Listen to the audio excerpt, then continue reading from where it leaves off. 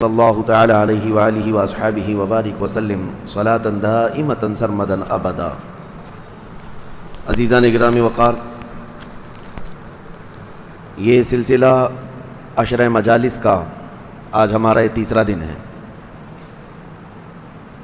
آپ نے سنا ہوگا ہمارا عنوان ہی ہے تاریخ اسلام اور کربلا کی حقیقت۔ ہم اسلام کی تاریخ کو لے کر چل رہے ہیں شروع سے۔ پہلے دن ہی میں نے آپ کے سامنے عرض کیا تھا کہ اسلام اسی دن دنیا میں آ گیا ہے جس دن پہلا انسان دنیا میں آیا ہے۔ اسلام کی تاریخ پہلے انسان کے ساتھ جڑی ہوئی ہے، سیدنا آدم علیہ الصلوۃ والتسلیم سے ہے۔ عقیدہ ایک ہے، دین ایک ہے، شریعتیں بدلتی رہیں، لا بدلتے رہے، جینے کے دستور بدلتے رہے، لیکن بنیاد ایک ہی ہے۔ تو اسلام روز اول سے ہے دنیا میں۔ اب میں نے نبی کریم صلی اللہ تعالی علیہ وسلم کی بعثت تک کے حالات بتا دیے تھے۔ اب اصل چیز اسلام کی جو اسٹیبلشمنٹ ہے حکومت کے اعتبار سے، مدینہ طیبہ سے جو پورے اکناف عالم میں پورے دور دراز اسلام جو پھیلا، اس کے کتنے طریقے تھے، تبلیغ کیسے ہوئی، کیا کیا حالات پیش آئے، یہ بھی مسلمانوں کو جاننا ضروری ہے۔ 40 سال کی عمر پاک تھی مصطفیٰ کریم صلی اللہ تعالیٰ علیہ وسلم کی جب آپ نے نبوت کا اعلان فرمایا تھا، اور مکہ والوں کے درمیان تبلیغ اسلام شروع فرمائی۔ شروع میں آپ نے اپنے گھر والوں سے تبلیغ کی ابتدا کی، ان کے سامنے اسلام کو رکھا، اور جو سب سے قریبی تھے آپ کے ان لوگوں کے درمیان رکھا، جیسے حضرت خدیجۃ الکبریٰ رضی اللہ تعالیٰ عنہ جو آپ کی اہلیہ تھیں، حضرت سیدنا ابو بکر صدیق رضی اللہ تعالیٰ عنہ جو آپ کے محرم راز تھے، بہت قریبی ساتھی تھے، سیدنا علی ابن ابی طالب کرم اللہ وجہہ الکریم جو حضور صلی اللہ تعالیٰ علیہ وسلم کے چچیرے بھائی بھی ہیں، لیکن بچپن سے حضور کے ساتھ پلے ہیں، حضور پاک صلی اللہ تعالیٰ علیہ وسلم کی کفالت میں پلے ہیں، حضور نے ان کی پرورش کی ہے۔ تو یہ لوگ وہ ہیں جو سب سے پہلے اسلام میں داخل ہوئے، اور یہ خفیہ طریقے سے کئی دنوں تک چلتی رہی تبلیغ۔ اور حضرت ابوبکر صدیق رضی اللہ تعالیٰ عنہ تو ایسے بااثر شخص تھے کہ آپ کے ایمان لانے کے بعد، آپ کے اسلام کی دامن میں وابستہ ہونے کے بعد، آپ کے اثر سے کئی ایسے صحابہ ہیں جو اسلام میں آئے۔ حضرت عثمان ابن عفان یا حضرت ابوبکر صدیق کی تبلیغ سے اسلام لائے، سعد ابن ابی وقاص، ابو عبیدہ بن جراح، یا عشرہ مبشرہ کی بات کر رہا ہوں میں، جو بڑے بڑے سینئر صحابہ ہیں، یہ سب حضرت ابوبکر صدیق رضی اللہ تعالیٰ عنہ کے اثر سے، ان کے اثر و رسوخ سے یا ان کی تبلیغ سے اسلام میں داخل ہوئے۔ تو اب اسلام کی تبلیغ کا یہ سلسلہ جیسے شروع ہوا، کفار و مشرکین کے پیٹ میں مروڑ بھی ساتھ میں شروع ہوا۔ وہ روز اول سے ہی اس کی مخالفت کرتے آ گئے، کیونکہ ان کے بتوں کی عبادت سے وہ دور جانا نہیں چاہتے تھے، اپنے آبا و اجداد کے دین پر، یعنی جو پرستش تھی اس سے دور ہٹنا نہیں چاہتے تھے۔ اس مسئلے کو لے کر اتنی جھڑپیں ہوئیں، اتنی مصیبتیں اور مشقتیں حضور پاک صلی اللہ تعالیٰ علیہ وسلم اور ان کے صحابہ کو اٹھانی پڑیں، حتیٰ کہ پہلا خطبہ حرم پاک میں سیدنا ابوبکر صدیق نے جس دن دیا تھا، اس دن مکہ کے کفار نے آپ کو اتنا مارا تھا کہ آپ کا منہ سوج گیا تھا، آپ کی آنکھیں اندر چلی گئی تھی۔ حضرت ابوبکر صدیق رضی اللہ تعالیٰ عنہ پہلا خطبہ حرم میں دینے والے ہیں، اور انہوں نے خدا کی وحدانیت کا ہی اعلان فرمایا تھا، اور رسول کریم صلی اللہ تعالیٰ علیہ وسلم کی نبوت کا اعلان کیا تھا، بس اتنی بات تھی۔ اب یہ کفار کی طرف سے آنے والے مصائب کا سلسلہ بڑھتا گیا۔ اب آپ اندازہ کریں، وہ قوم جو آپ کو امین و صادق کہتی ہے، وہ آج ان کے جان کے در پہ ہے، لیکن اس میں کچھ لوگوں کی بہت اہم، وہاں پر ان کا اہم رول رہا ہے، ان کا اہم کردار رہا ہے، جیسے حضور صلی اللہ علیہ وسلم کے سگے چچا جناب ابو طالب، وہ سینہ سپر رہتے تھے، ڈھال بن کر کے رہتے تھے حضور صلی اللہ تعالیٰ علیہ وسلم کے ساتھ، یہاں تک کہ مکہ والے، کیونکہ وہ مکہ میں بڑے معزز تھے، ان کے باپ عبد المطلب خانہ کعبہ کے متولی رہ چکے ہیں، تو جناب ابو طالب کا بھی بڑا اہم مقام تھا، قریش خاندان میں سب سے عزت والے شخص سمجھے جاتے۔ تو مکہ کے سارے جتنے بھی یہ کیڑے مکوڑے تھے، سبوں نے آ کر کے ابو طالب سے ہی کہا تھا کہ محمد کی تم حمایت کرتے ہو، تمہاری وہ کفالت میں ہے، اس کی وجہ سے ہم انہیں ہاتھ نہیں لگاتے، ایک کام کرو، تم اعلان کر دو کہ میں محمد سے بری ہوں اور اس کے دین سے بیزار ہوں، اور اس کو ہمارے حوالے کر دو۔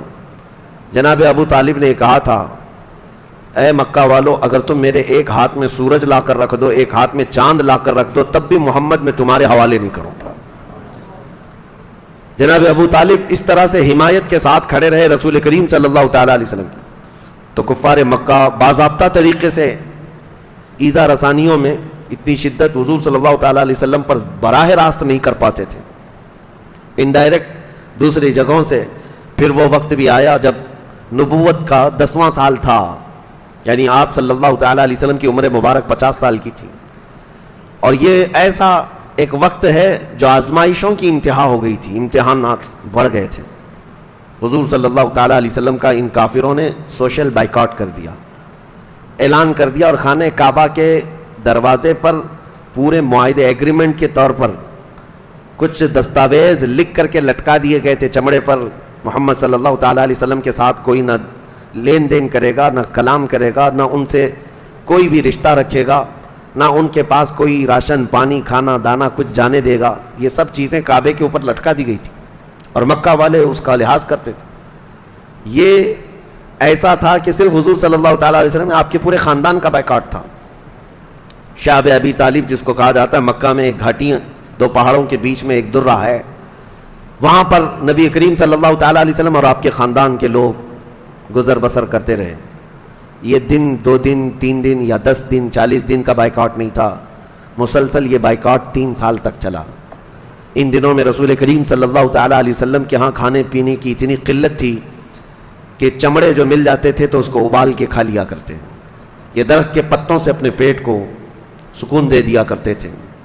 یہ کیفیت 3 سال تک شعب ابی طالب میں چلتی رہی، اور اس کے بعد مکہ کے مشرکین میں سے ہی کچھ لوگ ایسے تھے جیسے مطعم بن عدی اور بھی کچھ لوگ ایسے جو تھوڑے سوجھ بوجھ رکھتے تھے، وہ تنگ آ گئے تھے اور انہوں نے کہا کہ ہم اپنے ہی لوگوں پر کتنا ظلم کر رہے ہیں۔ بڑے بڑے رؤسائے قریش اور دوسرے لوگوں کو بلا کر کے انہوں نے بات چیت کی کہ صرف ان کا جرم کیا ہے، ایک خدا کی طرف بلاتے، حالانکہ مطعم بن عدی یہ سب مسلمان نہیں تھے، وہ خود بھی کافر تھے، لیکن رحم آیا۔ انہوں نے آ کر کے مکہ والوں کے بڑے بڑے جتنے سردار تھے سب کو بلا کر کے کہا کہ ختم کرو یہ سب چیزیں، یہ بائیکاٹ کب تک چلتا رہے گا؟ عرب میں ہماری فیاضی مشہور ہے، مہمانوں کو کھلاتے ہیں اور اپنے لوگوں کو اس طرح ترساتے ہیں، یہ کیسی بات ہے؟ تو اس میں ابو جہل اور جو بڑے بڑے لوگ تھے وہ ماننے سے انکار کر گئے، لیکن مطعم بن عدی ایک دبنگ قسم کا شخص تھا، آیا مکہ مکرمہ میں اور آ کر اپنے 8-10 ساتھیوں کو لے کر خانہ کعبہ پر لٹکے ہوئے جو دستاویزات تھے ان کو نکال کر پھاڑ کر پھینک دیا، کہا میں اس چیز کو نہیں مانتا، اپنے ہی لوگوں کا بائیکاٹ کیا جائے اور ان کو بے آب و دانہ اس طرح سے ترسایا جائے۔ اس کے مقابلے میں آنے کی کسی کی سکت نہیں تھی، کسی کی ہمت نہیں تھی، سبوں نے مان لیا۔ پھر اس طرح سے جا کر کے یہ سوشل بائیکاٹ ختم ہوا، لیکن حضور اکرم صلی اللہ تعالیٰ علیہ وسلم کو یہ سال یعنی نبوت کا 10واں سال تھا، ایسے غم لاحق ہوئے کہ جناب ابو طالب کا اسی سال انتقال ہوا، جو شفیق و مہربان چچا رہے آپ صلی اللہ تعالیٰ علیہ وسلم کو، وہ 8 سال کی عمر سے لے کر کے آپ کی عمر 50 سال کی تھی، اس وقت تک ساتھ رکھتے رہے، تقریباً یوں سمجھ لیں 42 سال میرے آقا صلی اللہ تعالیٰ علیہ وسلم کے ان کے ساتھ گزرے۔ انتقال ہوا اور چند دن نہیں گزرے تھے کہ اسی سال حضور اکرم صلی اللہ تعالیٰ علیہ وسلم کی سب سے قریبی محبوبہ سیدہ خدیجۃ الکبریٰ کا بھی انتقال ہوا، آپ کی زوجہ محترمہ، آپ کی رفیقہ حیات، اور صرف رفیق شریک حیات ہی نہیں تھیں بلکہ وہ ایسی انیس اور ایسی حوصلہ دینے والی خاتون جیسے کل میں نے ذکر کیا تھا، ان کا انتقال نبی کریم صلی اللہ تعالیٰ علیہ وسلم کے لیے غموں کا سال تھا، اسی لیے اس سال کا نام ہی عام الحزن رکھ دیا گیا۔ یہ میں آپ کو بتا رہا ہوں، اسلام کی اس ہرے بھرے باغ کو پوری دنیا میں لہلانے کے لیے جو چیزیں پیش آئی ہیں وہ ہلکی پھلکی نہیں ہیں عزیزو۔ تمہیں ایسا لگتا ہوگا کہ میرے باپ مسلمان، میرے دادا مسلمان، میرے گھر میں تو اسلام بچپن سے آیا ہوا ہے، اتنی آسانی سے پھولوں کی سیج پر سج کر نہیں آیا ہے، اس لیے مجھے تمہیں تاریخ بتانی پڑی، اور میں نے اس ٹاپک کو اس لیے چوز بھی کیا ہے کہ تمہیں پتا ہو کہ یہ لہلہاتا ہوا باغیچہ جس کو آج طوفانوں کا مقابلہ کرنا ہو رہا ہے، آج یہ بھی ظالموں کے پہنچائے ہوئے تھپیڑوں کو مقابلہ کر رہا ہے، یہ اسلام کا اتنا بھرا باغیچہ کس طرح سے دنیا میں قائم ہوا اور کیسے لہلاتا ہوا اپنی خوشبوئیں پوری دنیا میں بکھیرتا رہا، اس کی تاریخ ابتدا تو کیا ہے؟ اس کی ابتدائی تاریخ یہی ہے، نبی کریم صلی اللہ تعالیٰ علیہ وسلم نے بڑی مشقتیں برداشت کی 10 سال تک۔ اب حالات ایسے تھے کہ پھر وہی ٹولہ جنہوں نے وہ دستاویزات پھاڑ کر پھینک دیے تھے کعبے سے، حضور صلی اللہ تعالیٰ علیہ وسلم کا بائیکاٹ ختم کیا تھا، ان کو پھر سے رحم آیا. انہوں نے دیکھا کہ محمد عربی صلی اللہ تعالیٰ علیہ وسلم ایک دن رکتے نہیں ہیں، لوگوں کو تبلیغ کرتے ہی رہتے ہیں، بلاتے ہی رہتے ہیں. ایک شخص تھا یہی مطعم بن عدی، اس نے حضور صلی اللہ تعالیٰ علیہ وسلم سے کہا میں آپ کو امان دیتا ہوں، اور حرم میں آ کر کے اس نے اعلان کیا آج سے محمد صلی اللہ تعالیٰ علیہ وسلم میری امان میں ہے، جو کوئی ان کو ہاتھ لگائے گا گویا کہ وہ مجھے ہاتھ لگا رہا ہے، میں اس کے مقابلے کے لیے تیار ہوں. کافر تھا. نبی کریم صلی اللہ تعالیٰ علیہ وسلم نے اس کی پرواہ نہ کی، اور جیسے ہی اس نے اعلان کیا حضور صلی اللہ تعالیٰ علیہ وسلم نے تبلیغ اسلام کا یہ کام اور تیزی سے شروع فرمایا. یہاں تک کہ حج کے لیے جو قافلے آتے تھے سال میں ایک مرتبہ، حج ایسا نہیں ہے کہ صرف یہ اسلام میں فرض رہا، آدم علیہ السلام سے حج چلتا رہا ہے. ہر زمانے میں ہر نبی کے دور میں لوگ حج کے لیے آتے رہے، ارکان الگ ہوتے رہے، مناسک حج جو ہے الگ الگ ہوتے رہے، لیکن حج کے لیے لوگ آتے تھے. جتنے لوگ آتے تھے ان کے درمیان حضور صلی اللہ تعالیٰ علیہ وسلم اسلام کو رکھتے، اس کی اچھائیاں بتاتے، لوگ متاثر ہوتے. ایک سالانہ بازار لگتا تھا، اوکاس میلہ جس کو کہتے ہیں، اس میلے میں خود رسول کریم صلی اللہ علیہ وسلم تشریف لے جاتے اور وہاں اسلام کو رکھتے تھے. جو لوگ دور دراز سے وہاں پر جیسے ایگزیبیشن ہوتا ہے، اوکاس کے میلے میں حضور صلی اللہ تعالیٰ علیہ وسلم دعوت اسلام پیش کرتے تھے. اسی لیے قرآن نے کہا ہے حریص علیکم بالمؤمنین، تمہارے پاس وہ رسول آیا ہے جس کو اگر سب سے زیادہ طلب ہے تو صرف تمہارے ایمان لانے کی طلب ہے، تم مومن ہو جاؤ، بس اس رسول کو یہ طلب ہے. اوکاز میں حج کے موسم میں حضور صلی اللہ تعالیٰ علیہ وسلم جب تبلیغ فرماتے، مکہ والوں کی تکلیف دن بدن بڑھتی چلی گئی، اور انہوں نے نئے نئے طریقے اپنائے. حضرت بلال حبشی کو جو کیا اور دیگر صحابہ کو جو کیا، یہ سب دیکھ کر کے مطعم بن عدی اور جبیر، یہ وہ لوگ ہیں جو وہ ٹولہ جنہوں نے دستاویزات پھاڑ دیے تھے، آئے، کہا کہ ایک کام کرتے ہیں، محمد صلی اللہ تعالیٰ علیہ وسلم جو اتنا کر رہے ہیں، ظاہر سی بات ہے اتنی محنت کون کرتا ہے، چاہے تو وہ حکومت حاصل کرنا، یا تو حکومت حاصل کرنا چاہ رہا ہوگا، یا بادشاہ بننا چاہ رہا ہے، یا پھر کوئی نہ کوئی عہدہ، یا پھر بہت زیادہ اگر کچھ نہ ہو تو مال و دولت حاصل کرنا چاہتا ہوگا، یا خوبصورت لڑکی. محنت آدمی، اس لیے لوگوں کے ذہن و دماغ میں یہی ہوتا ہے. بہت زیادہ اگر کوئی انفلوئنس پیدا کر رہا ہے لوگوں کے اندر تو لوگ آج یہی کہتے ہیں. عزیزان گرامی، آج تک یہ لوگوں کا نظریہ رہا ہی ہے کہ اگر ہماری مقبولیت بڑھتی گئی، اگر لوگ ہم کو زیادہ سننے لگ گئے، مجمع بڑھنے لگ گیا، تو لوگ کہتے ہیں شاید اگلے مہینے میں یہ MLA کے لیے اترنے والے ہیں. ہاں، بلی کے خواب میں ہمیشہ چیتڑے ہی ہوتے ہیں، جس کی جیسی ذہنیت ہے ویسی ہی سوچتا ہے. تو یہ مکہ کے ان کفار اور مشرکین کی ایک جماعت یہ سوچ کر کے گئی اگر محمد صلی اللہ تعالیٰ علیہ وسلم ان تمام خواہشوں کے لیے کر رہے ہیں تو ایک کام کرتے ہیں، ہم پورے جماعت کے ساتھ جا کر کے ان سے بات کرتے ہیں. تو لوگوں نے کہا نہیں، ہم میں سے جو سب سے عزت والا عمر دراز شخص ہے اس کو بھیجتے ہیں.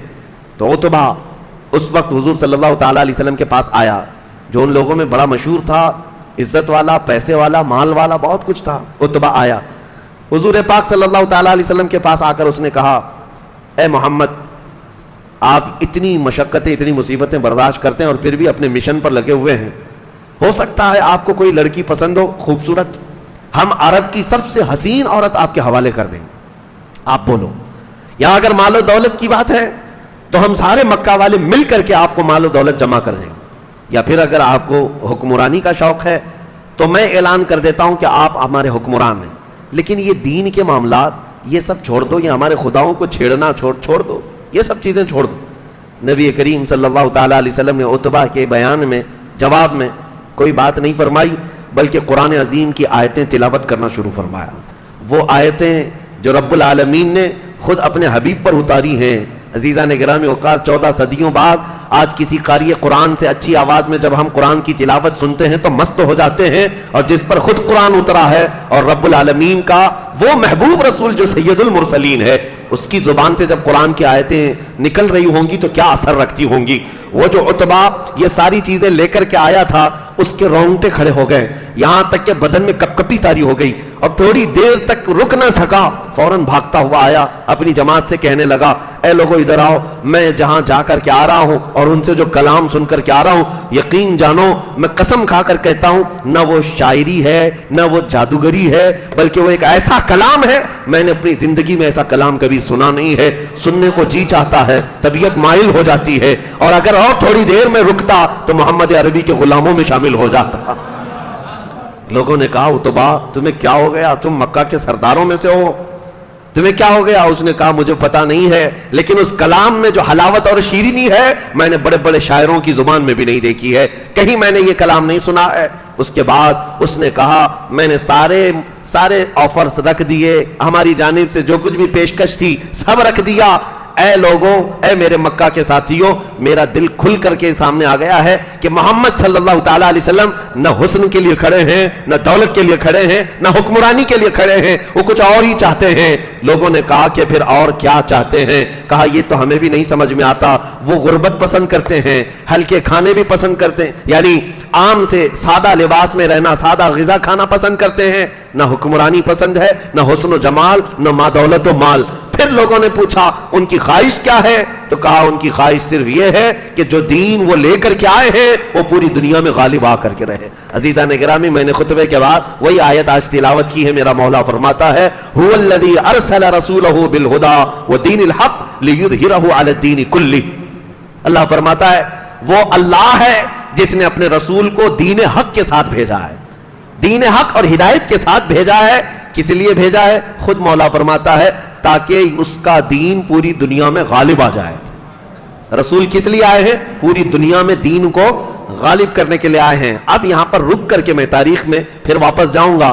آج کی سچویشن کے اعتبار سے آپ کو کہوں گا اب تک اس آیت پر پورا عمل نہیں ہو سکا.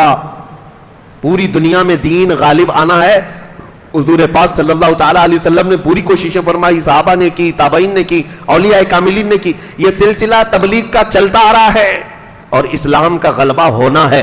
14 صدیوں میں ہو سکتا ہے کبھی 2 بر اعظم پر, کبھی 3 بر اعظم پر دنیا میں حکومتیں قائم ہوئی اسلامی, کبھی کبھی 50 سے زیادہ کنٹری, آج بھی 57 کنٹریز بنام اگرچہ مسلمانوں کی ہیں, حکومت اسلام کی کہی جاتی ہے, لیکن اس کو بھی غلبہ ہم نہیں کہہ رہے. غلبہ اس وقت ہوگا جب پوری دنیا کے ہر خطے سے آواز آئے گی لا الہ الا اللہ محمد الرسول اللہ. اور آپ اس کو یہ نہ سمجھیں کہ یہ صرف لفاظی ہے, یہ میں قرآن کی بات کر رہا ہوں. دین اسلام کا غلبہ قیامت سے پہلے آنا ہے, بلکہ میرے آقا صلی اللہ علیہ وسلم کی حدیث کی روشنی میں اگر بتاؤں قیامت اس وقت تک نہیں آئے گی جب تک دین اسلام ہر خطے میں نہ پہنچ جائے, ہر گھر میں نہ آ جائے.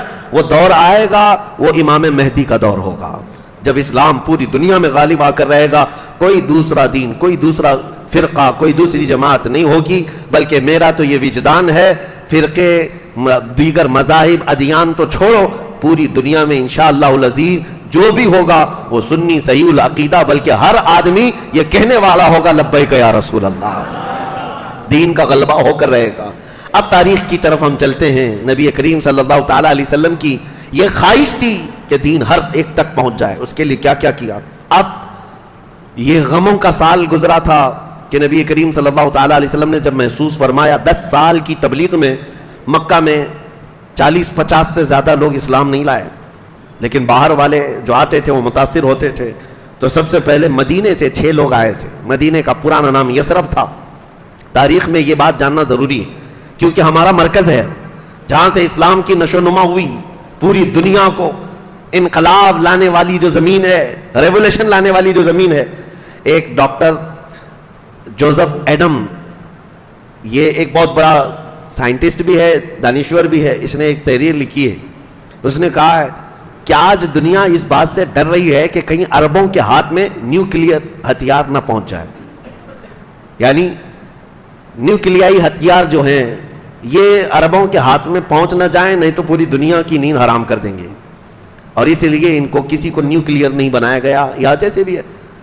تو اس نے ڈاکٹر جوزف ایڈم نے کہا, جو مسلمان تو نہیں ہے, نام سے بھی آپ کو لگتا ہوگا, اس نے کہا یہ جو ڈرے سہمے ہوئے لوگ ہیں کہ عربوں کے ہاتھ میں نیوکلیئر نہ پہنچ جائے, یہ بیوقوف ہیں, ان کو پتہ نہیں. عربوں کو ہاتھ میں آج پہنچنے کی بات تم کر رہے ہو, 1400 سال پہلے ہی نیوکلیئر کے طور پر پوری دنیا میں اسلام کا حملہ ہو ہی چکا تھا. وہ اس کو کہتا ہے مدینے سے نکلا ہوا انقلاب یہ نیوکلیئر سے کم کا نہیں تھا, اگرچہ دشمنوں کی زبان سے ہے. وہ کہتے ہیں وہ وجہ کیا ہے؟ وہ کہتا ہے کہ جہاں پر یہ نیوکلیئر اس کا اثر پڑتا ہے وہ ہمیشہ کے لیے زمین پر اثر ہو جاتا ہے. کہا ہم نے دیکھا ہے کہ ریولوشن اسلام کا جو مدینے سے آیا ہے دنیا میں, وہ آج تک ٹھنڈا ہونے کا نام نہیں لیتا, اس کا اثر بڑھتا ہی چلا جا رہا ہے.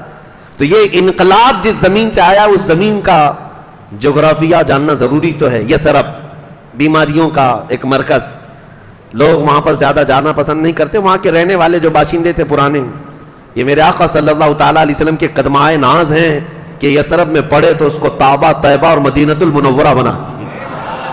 حضور کے قدموں کی برکت ہے. بلکہ جہاں جانے والے بیمار ہو کر کے آتے تھے، اب حال یہ ہے کہ بیمار وہاں جا کر شفا لے کر آتے. میرے آقا نے فرمایا غبار المدینۃ فیہ شفاء، مدینے کی اڑنے والی دھول مٹی میں بھی شفا ہے.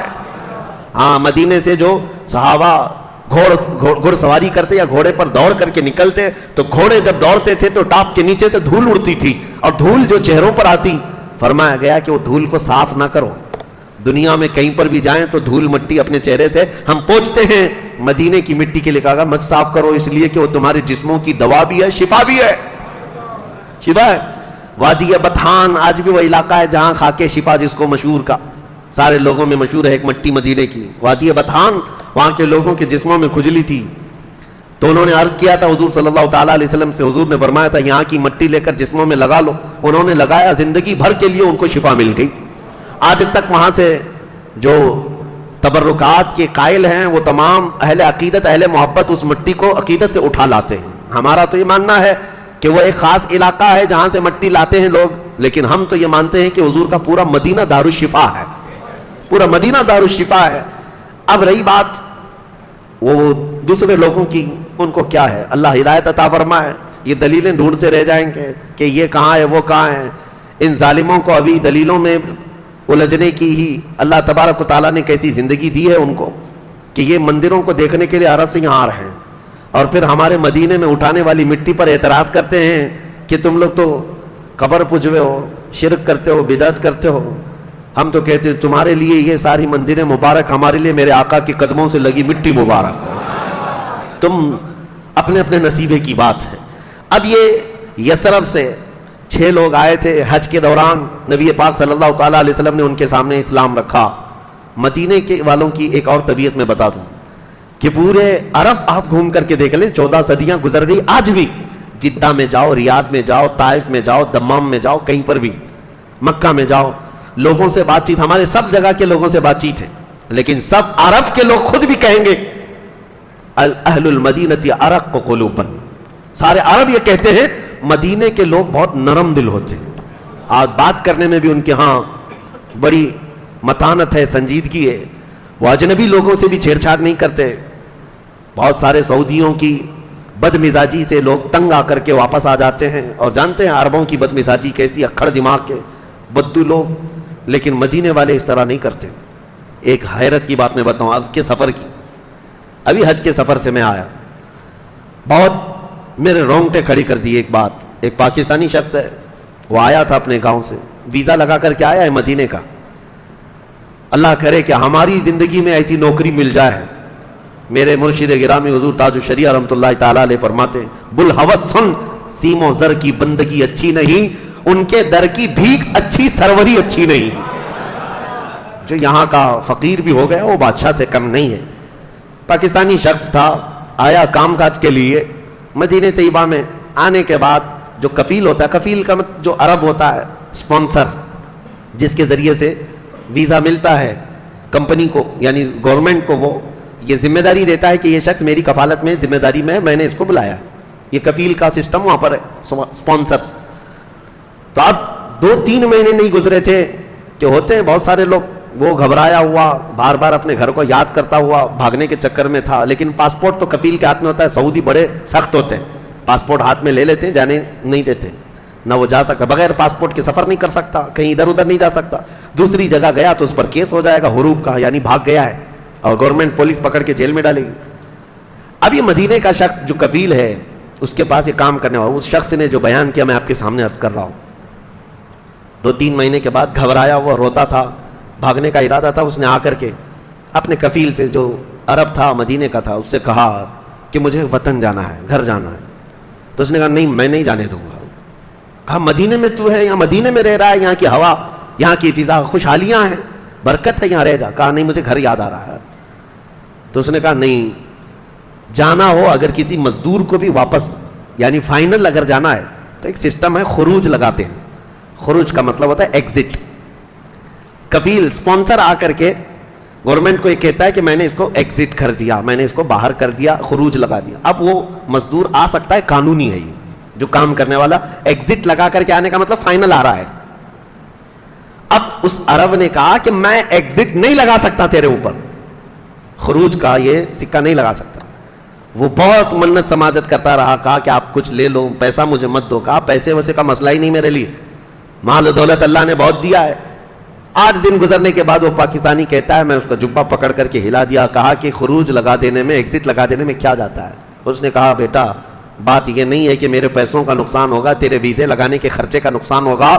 بات یہ ہے کل کو اگر رسول اللہ کے سامنے مجھے پیش کیا جائے اور پوچھا اگر مصطفیٰ نے میرے مدینے سے نکالنے کا تجھے حق کیا تھا, میں اگرچہ تو کام کاج کے لیے آیا ہے, میں تیرا ایگزٹ نہیں لگا سکتا.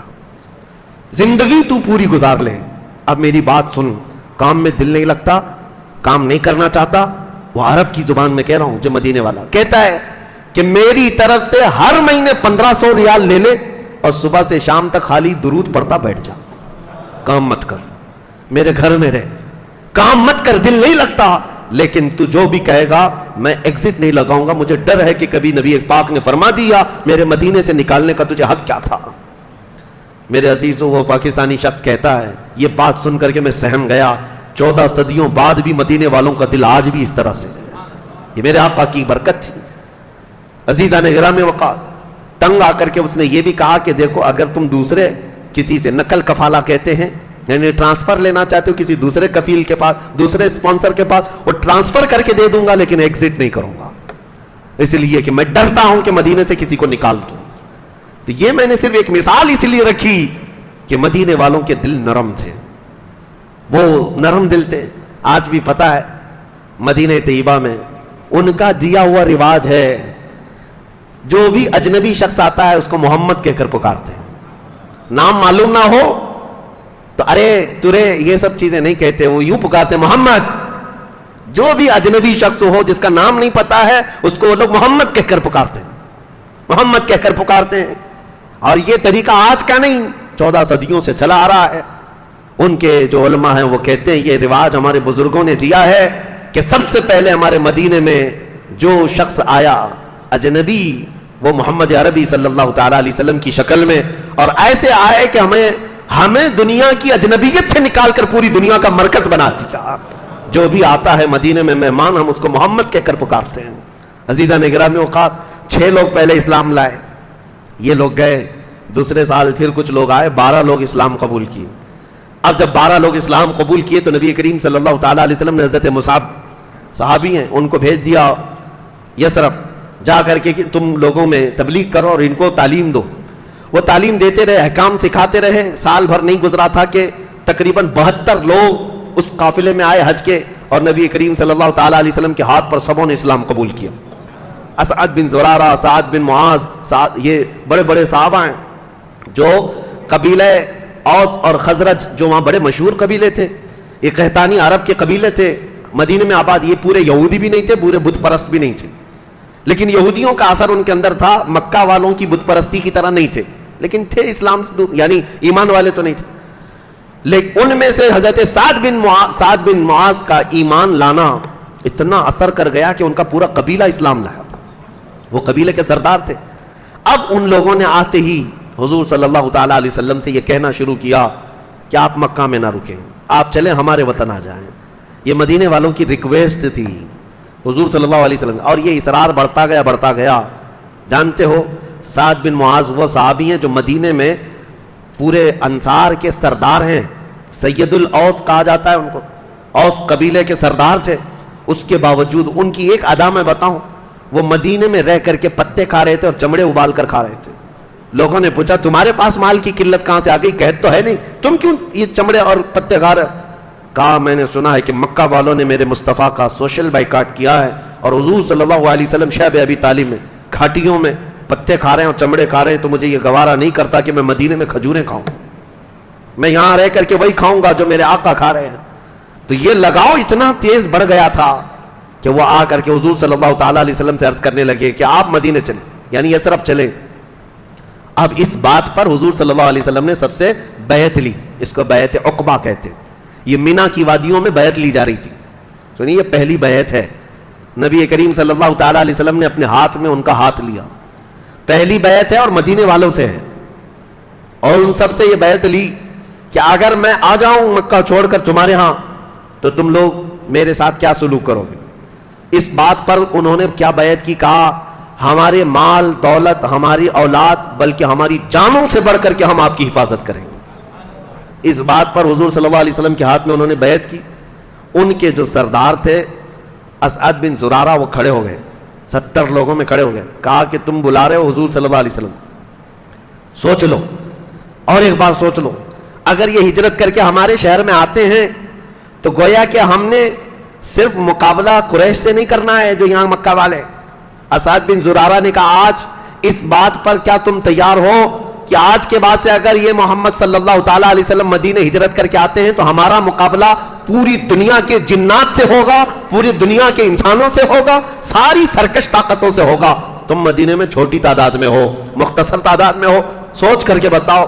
پورے مدینے والوں کا جوش دیکھنے کے قابل تھا, کھڑے ہو گئے, کہا پورے دنیا کے جنات آ جائیں ہم ان سے مقابلے کے لیے تیار ہیں.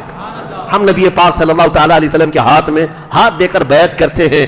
انہوں نے اپنی جانوں کی پرواہ نہ کی. یہ وہ اسلام کے عظیم مجاہدین ہیں جو سب سے پہلے بڑھ کر کے میدان میں آئے تھے. حضور اکرم صلی اللہ تعالیٰ علیہ وسلم نے ان کی مضبوط ارادے کو دیکھا تو پھر صحابہ میں سے جو مظلوم تھے, ظلم سہ رہے تھے, یہ کے بعد دیگرے سب کو مدینہ رخصت کرنا شروع کیا. حضور اپنی ہجرت سے پہلے مکہ میں سے بہت سارے صحابہ حضور صلی اللہ علیہ وسلم سے پہلے ہی ہجرت شروع کر چکے تھے, سب مدینے جا رہے تھے. مکہ والوں میں کھلبلی مچ گئی, کہا کہ یہ سب چھوڑ کر کے جا رہے ہیں, کیا حال ہے ان کا, وہاں جا کر کے یہ سب جمع ہو جائیں گے. اس کے لیے اب مکہ والوں کی تکلیف اور ان کے پیٹ کا مروڑ اتنا بڑھنے لگ گیا کہ چند صحابہ مکہ میں رہ گئے. ان میں سے حضرت ابو بکر, حضرت علی اور دو چند صحابہ اور حضور صلی اللہ علیہ وسلم. باقی سب ہجرت کرتے کرتے چلے گئے. 70 صحابہ تو پہلے حبشہ ہجرت کر کے گئے تھے, ایتھوپیا, اور اس کے بعد جو بچے ہوئے تھے وہ مدینہ ہجرت کر کے چلے گئے. اب مکہ والوں نے ایک میٹنگ بلائی جس کا سردار ابو جہل تھا.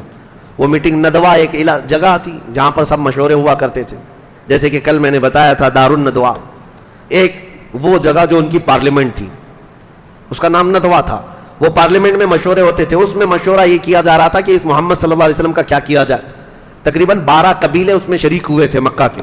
سب کی رائے اس بات پر متفق ہو گئی, بلکہ اس کی طویل حدیث ہے, لمبی حدیث ہے. اس میں ایک بزرگ شخص کی حیثیت سے کوئی شخص آیا, سفید لباس, اونچے قد والا, آ کر کے بیٹھ گیا. وہ 12 قبیلے کے سردار بیٹھے ہوئے تھے. کہا کہ میں آؤں تمہیں کچھ مشورہ دوں. لوگوں نے پوچھا ہم تو آپ کو جانتے نہیں, مکہ میں رہتے نہیں, وہ کہاں سے آیا؟ کہا میں نجد سے آیا ہوں, نجدی ہوں. تو نجد سے آیا ہے. یہ شیخ آ کر کے بیٹھا, یہ کوئی شیخ نہیں تھا, یہ ابلیس ملعون تھا, شیطان رجیم تھا.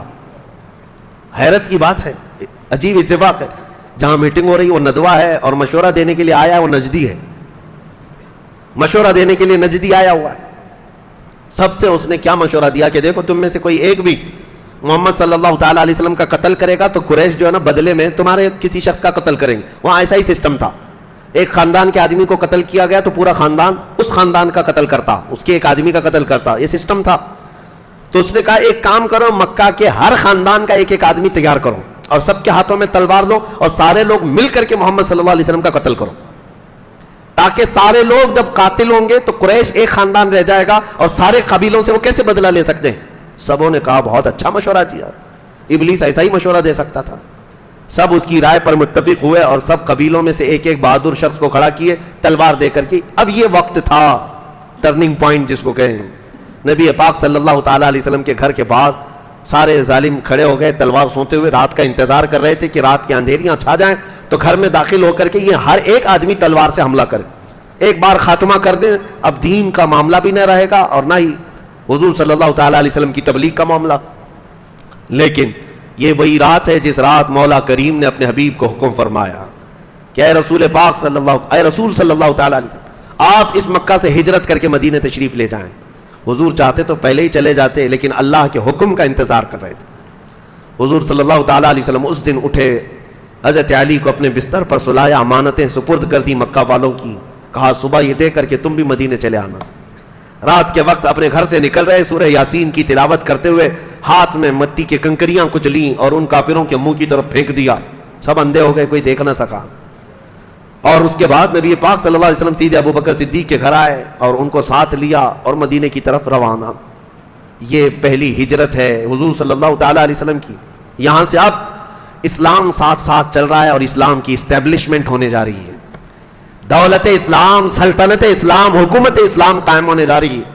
لیکن قائم کرنے والا بادشاہ اعظم حضور اکرم صلی اللہ تعالیٰ علیہ وسلم صرف حضرت ابو بکر اور ایک غلام کے ساتھ سفر کر رہے، 3 دن غار ثور میں رہے، اس کے بعد مدینے کا سفر کیا۔ تقریباً 9 دن کے بعد نبی پاک صلی اللہ تعالیٰ علیہ وسلم کا ورود مسعود ہوا مدینے کی ان خوش بہار گلیوں میں، جو آج جہاں پر مسجد قباء ہے وہاں پر حضور صلی اللہ تعالیٰ علیہ وسلم نے اپنا نزول اجلال فرمایا۔ کلثوم بن ہدم ایک صحابی ہیں، ان کے گھر پر 14 دن تک قیام کیا۔ یہ مدینے سے باہر ہے، 5 کلومیٹر باہر تھا قباء، وہاں پر حضور صلی اللہ علیہ وسلم نے اپنے ہاتھوں سے مسجد بنائی جو مسجد قباء، اسلام کی سب سے پہلی مسجد۔ اور یہاں مدینے سے انصار کو جب پتہ چلا، جوق در جوق آنے لگے اور حضور کے ہاتھ پر بیعت کرنے لگے، اسلام قبول کیا۔ اب مدینے کی گلیوں میں جو شور تھا اس کو اگر ترجمانی میں عرض کیا جائے تو یہی ہوگا، ہر گلی سے آواز آتی تھی لبیک یا حضور آ رہے تھے، نبی پاک تشریف لا رہے تھے۔ فرق یہ تھا کہ مدینے والوں کے دلوں میں ایمان راسخ تھا، وہ حضور کا استقبال کر رہے تھے۔ 14 دنوں کے بعد حضور اکرم صلی اللہ تعالیٰ علیہ وسلم، دیکھیں انتظار کیسا تھا میں آپ کو بتاؤں، صرف ایک جھلک دکھا دیتا ہوں۔ حضرت سیدنا سلمان فارسی رضی اللہ تعالیٰ صحابی رسول ہیں، ان کی عمر بہت لمبی ہوئی، یہ ایران کے فارس کے رہنے والے تھے، ان کا باپ آگ کا پجاری تھا، آگ کی پوجا کرتا تھا اور ان کو بھی مجبور کرتا تھا، ان کا دل نہیں لگتا تھا۔ ایک بار یہ کسی کنیسا سے گزر رہے تھے، گرجا گھر یعنی چرچ، وہاں عیسائیوں کی تعلیم ان کو اچھی لگی، روزانہ جا کے سنتے تھے، تو باپ کو پتا چلا، باپ نے زنجیروں میں باندھ کر رکھ دی۔ پھر موقع پا کر کے ایک دن زنجیریں توڑ کر کے نکل گئے اور عیسائی پادری کے پاس آیا، کہا مجھے عیسائی بنا لو، اور اس پادری نے ان کو لے کر کے ملک شام کا سفر کیا اور وہاں پر ان کو رکھا۔ برسوں تک وہ عیسائی تعلیمات حاصل کرتے رہے، لیکن سلمان فارسی کہتے ہیں جو عیسائی بڑا راہب ہوتا تھا وہ مجھے یہی بتاتا تھا کہ اب عیسائی مذہب بھی ختم ہونے کو آ گیا، چند ہی لوگ باقی رہ گئے ہیں، لیکن تمہارے زمانے میں انتظار کرنا، آخری نبی آ سکتے ہیں۔ ہر کوئی کہتا تھا آخری نبی، علامات بتاتے تھے۔ تو وہ کبھی حمص سے حلب سے لے کر عراق موصل سفر کرتے رہے، بہت سال بتائے، اور اس کے بعد ایک عرب سے کوئی شخص آیا تھا اور وہ کھجوروں کا تاجر تھا، اس سے پوچھا کہ ایسا شہر کھجوروں کے جھنڈ کا پہاڑیوں کے درمیان میں آباد ہے، وہاں کی ہریالیاں ہیں، تم جانتے ہو؟ اس نے کہا میں اسی شہر کا رہنے والا ہوں۔ سلمان فارسی نے کہا کیا مجھے وہ شہر لے جاؤ گے؟ کیونکہ پرانی کتابوں میں یہ شہر مدینہ طیبہ کی خصوصیات لکھی ہوئی تھی۔ حضرت سلمان فارسی کو شوق تھا، اور وہ عرب یہودی آیا، سلمان فارسی سے کہا میں تمہیں اس شہر لے جاتا ہوں، لے کر کے آیا، لیکن آ کر کے اس نے اعلان کیا میرا غلام ہے، اور بازار میں بیچ دیا۔ غلامی کا دور تھا۔ ایک یہودی نے خرید لیا سلمان فارسی کو، باغیچے میں کام کرتے تھے کھجوروں کے۔ یہ بات میں اس لیے عرض کر رہا ہوں، ان کی عمر کا کافی حصہ عیسائی مذہب میں گزرا، لیکن انتظار تھا، جہاں پہنچنا تھا وہاں پہنچ تو گئے تھے، مدینے کے خطہ تھا۔ کہتے ہیں میں اپنے آقا کے باغیچے میں کام کر رہا تھا، کھجور کا درخت ویسے بہت لمبا ہوتا ہے، کھجور کے درخت کے اوپر بیٹھ کر کے وہ کھجوروں کی صفائیاں کر رہے تھے۔ ان کے آقا کا جو بھتیجا تھا، ان کا مالک کا بھتیجا، وہ دوڑتے ہوئے آیا، کہا چچا سنے ہو ایک بڑی خبر ہے؟ وہ اپنے چاچا کو خبر سنا رہا ہے۔ چاچا نے پوچھا کیا خبر ہے؟ کہا کہ مکہ سے ایک شخص آیا ہے جس کا نام محمد ہے، چمکتا چہرہ ہے، اور آیا ہے، لوگ جوک در جوک جا رہے ہیں۔ چاچا نے پوچھا کیا کہتا ہے؟ وہ کہتا ہے میں اللہ کا آخری رسول ہوں۔ سلمان فارسی سن رہے تھے، بے تاب ہو کر چھلانگ لگا کر نیچے آئے درخت کے اوپر سے، اور کہا کیا کہا تم نے، کون سی خبر لائے؟ مالک نے دیکھا کہ یہ غلام ہے، اس کو اتنی زیادہ فرط محبت میں آنے کی کیا بات ہے؟ اس نے تماچے لگائے اور کہا یہ تیرا کام نہیں، یہ ہماری باتوں میں تم کیوں دخل دے رہے ہو، جاؤ اپنا کام کرو۔ سلمان فارسی کو اسی دن سے یہ دل میں لگ گئی تھی بات کہ جس کے انتظار میں میں نے سالوں بتائے ہیں، رب العالمین نے اس آخری رسول کو یہاں پر بھیج دیا ہے۔ مدینے میں انتظار چل رہا تھا، ایسا نہیں ہے۔ آج میرے عزیزو ہم اہل مدینہ کی عقیدت اور ان کی محبتوں کو سلام کرتے ہیں۔ آج پوری دنیا کے سنی صحیح العقیدہ لوگوں کو اگر کوئی یہ سوال کرے میرے آقا کے دنیا میں آنے کا دن 12 ربیع الاول ہے تو تم خوشیاں اب تک کیوں مناتے ہو؟ مکہ والے تو نہیں مناتے تھے۔ ہم یہی کہتے ہیں مکہ والوں کی نصیب میں اگرچہ نہیں تھا، لیکن حضور جب ہجرت کر کے مدینے جا رہے تھے تو مدینے والوں نے تو منایا تھا۔ جلوس نکلا تھا پورا باضابطہ، حضور کا استقبال ہوا تھا، دف بجا بجا کر بچیاں پکارتی تھی طلع البدر علینا من ثنیات الوداع وجب الشکر علینا ما دعا للہ داعی، جس کا مطلب یہ ہوتا ہے سنیت الوداع کی گھاٹیوں سے ہم پر 14ویں کا چاند طلوع ہو گیا ہے، اللہ کی طرف بلانے والا وہ رسول ہمارے درمیان آ گیا ہے، اور پھر ہم پر اللہ کا شکر واجب ہو گیا ہے۔ یہاں تک کہ بنو نجار قبیلہ تھا ایک مدینے میں، ان کی بچیاں اور ان کے جو لڑکے تھے وہ کیا کہتے تھے؟ یا حبذا محمدا، اے خوش آمدید محمد صلی اللہ علیہ وسلم، کیسا آپ نے ہم کو معزز بنا دیا، اب سے آج کے بعد ہم دنیا میں فخر کریں گے تو یہ کہیں گے کہ ہم بنو نجار کے نہیں، ہم اوس و خزرج کے نہیں، بلکہ ہم محمد عربی کے پڑوسیوں میں سے۔ کہتے ہیں ہمیں فخر کا آپ نے ایک درجہ دے دیا۔ یہ نغمے اہل مدینہ کے تھے، الحمدللہ ہم اہل مدینہ سے آج بھی محبت کرتے ہیں، اور ان کی ابتدا میں جب بھی حضور پاک کے تذکرہ آتا ہے، حضور پاک کی میلاد کا ذکر آتا ہے، ہم آج بھی اسی طرح سے جشن بھی مناتے ہیں اور جلوس بھی کرتے ہیں الحمدللہ۔ حضور صلی اللہ تعالیٰ علیہ وسلم کا ورود مسعود، میں جلدی چلتا ہوں کیونکہ اب اسلام کی سلطنت اسلام کی اسٹیبلشمنٹ کا وقت آ چکا ہے۔ اب یہاں پر حضور اکرم صلی اللہ تعالیٰ علیہ وسلم جب آئے، صحابہ کی تعداد یہاں 100 سے زیادہ تھی، اور کئی گھروں میں، مدینہ چھوٹا تھا، ایک چھوٹا سا قصبہ تھا، لیکن وہاں یہودیوں کا غلبہ تھا، یہودی بہت سالوں سے آباد تھے۔ اب ان کی اجارہ داری ختم ہو رہی تھی، یہودیوں کو تو یہ چاہیے تھا کہ وہ اپنی کتابوں میں جس رسول کا تذکرہ سنتے تھے وہ رسول آ گئے ایمان لے آتے، لیکن وہ دشمن ہو گئے۔ کہا کہ ہماری جو اجارہ داری تھی لوگوں پر، جیسے آج پجاریوں اور پنڈتوں کا تسلط ہوتا ہے ان کے بھکتوں پر، انت بھکتوں پر، اسی طرح سے یہودی علماء کا بھی تھا، ان کے نذرانے ختم ہو رہے تھے، لوگوں کو بیوقوف بنانے کا طریقہ ختم ہو جاتا، اسلام کے آتے ہی ان کے دندہ پانی بند ہو رہا تھا، اسی لیے ظاہر سی بات ہے پیٹ میں مروڑ تھا، تکلیف تھی۔ یہودیوں نے اختلاف شروع کیا، اونچی نیچی باتیں الگ الگ شروع کیا، لیکن صحابہ اکرام رضوان اللہ تعالیٰ علیہ مجمعین ایسے مضبوط ہو گئے کہ نبی پاک صلی اللہ تعالیٰ علیہ وسلم نے آتے ساتھ سب سے پہلا کام جو فرمایا وہ مسجد نبوی کی بنیاد رکھی۔ مسجد نبوی شریف، میں نے سیرت کے بیان میں تفصیلاً سارے ذکر کر دیے ہیں، آپ اس میں سے بھی جا کر سن سکتے ہیں۔ مسجد نبوی کی تعمیر اس لیے بہت اہم ہے کہ مسجد کی بنیاد اسلام کے لیے صرف عبادت گاہی نہیں ہے، بلکہ یہ پوری ایک پارلیمنٹ ہے، یہ پورا ایک نظام چلانے کا مرکز ہے۔ یہاں پر امیر غریب کا فرق ختم کر کے صفوں میں کھڑا کر دیا جاتا ہے۔ یہ جگہ درسگاہ بھی ہے، یہ جگہ شفا خانہ بھی ہے۔ مسجد نبوی کئی کاموں کے لیے استعمال ہوتی تھی، جنگی حالات کی ترتیب دینا، منصوبے اور دیگر معاملات مسجد نبوی میں ہوتے، بیماروں کو لا کر کے وہاں رکھا جاتا اور ان کی تیمارداری مسجد نبوی میں ہوتی، اور تقریباً 70 کے قریب اصحاب صفہ جو گھر بار چھوڑ کر کے آئے تھے، اسلام کی پہلی یونیورسٹی ہے جو مسجد نبوی ہے۔ آج بھی وہ کٹا موجود ہے، چبوترا موجود ہے، جس پہ اصحاب صفہ بیٹھ کر حضور سے تعلیم حاصل کرتے تھے۔ مسجد کئی چیزوں کے لیے اہم تھی، مسجد بنایا، اور دوسرا سب سے پہلا کام حضور اکرم صلی اللہ علیہ وسلم نے جو فرمایا عقد مواخات، بھائی چارگی کا رشتہ قائم کیا انصار اور مہاجرین کے درمیان۔ انصار مدینے کے صحابہ، مہاجرین جو ہجرت کر کے آئے تھے، اور نئے لوگ، مدینے میں ان کے مکانات نہیں تھے، کاروبار نہیں تھا۔ رسول پاک صلی اللہ علیہ وسلم ایک مہاجر صحابی کو پکڑتے، ایک انصار کو، اور دونوں کا ہاتھ ملا کر کہتے آج سے تم بھائی بھائی ہو۔ حضور کے فرمان کا وہ ایسا احترام کرتے کہ انصار صحابہ نے جی جان لگا دیا، اپنے مہاجر بھائی کو گھر لے جاتے اور ساری پراپرٹی سامنے رکھتے، میری اتنی جائیداد ہے، اتنے باغیچے، اتنی دکانیں ہیں، آج ان میں سے آدھا میرا ہے اور آدھا تمہارا ہے۔ یہاں تک کہ میراث کی آیتیں نازل ہونے سے پہلے تک، قرآن میں وراثت کی جو آیتیں آئی ہیں، آیتیں نازل ہونے سے پہلے تک اگر کوئی انصاری صحابی کا انتقال ہو جاتا مدینے میں تو ان کے مہاجر صحابہ کو، صحابی بھائی کو پوری وراثت مل جاتی تھی، یعنی وہ سگے بھائی نہیں تھے لیکن وراثت پوری ملتی تھی۔ اس طرح کی بھائی چارگی قائم ہوئی، انصار نے کوئی شوشہ نہیں چھوڑا، بلکہ حضرت عبد الرحمن بن عوف کہتے ہیں میرے جو بھائی تھے انصار وہ ساتھ، وہ تو گھر لے گئے اور کہا تم نئے ہو، آدھی دکان، ایک دکان تمہاری ایک دکان میری، ایک باغیچہ میرا ایک باغیچہ تمہارا، میری 2 بیویاں ہیں، ایک کو طلاق دے دوں گا، عدت کے بعد تم اس سے نکاح کر لو۔ یہ کون ایثار و قربانیاں دے سکتا ہے؟ رسول رحمت صلی اللہ تعالیٰ علیہ وسلم کا قائم کیا ہوا معاشرہ ہے۔ میں دنیا کو چیلنج کے ساتھ پوچھتا ہوں ایسی سوسائٹی قائم کر کے دکھا دو۔ حضور نے عقد مواخات جو قائم کیے، لیکن مہاجرین ایسے نہیں تھے کہ جو دیا سب لے لیا۔ یہاں حالات ایسے بٹنے لگے تو امیر بھی جائے غریب بھی جائے، سب لے کر کے آئے، مفت میں مل رہا ہے نا لے لیں گے۔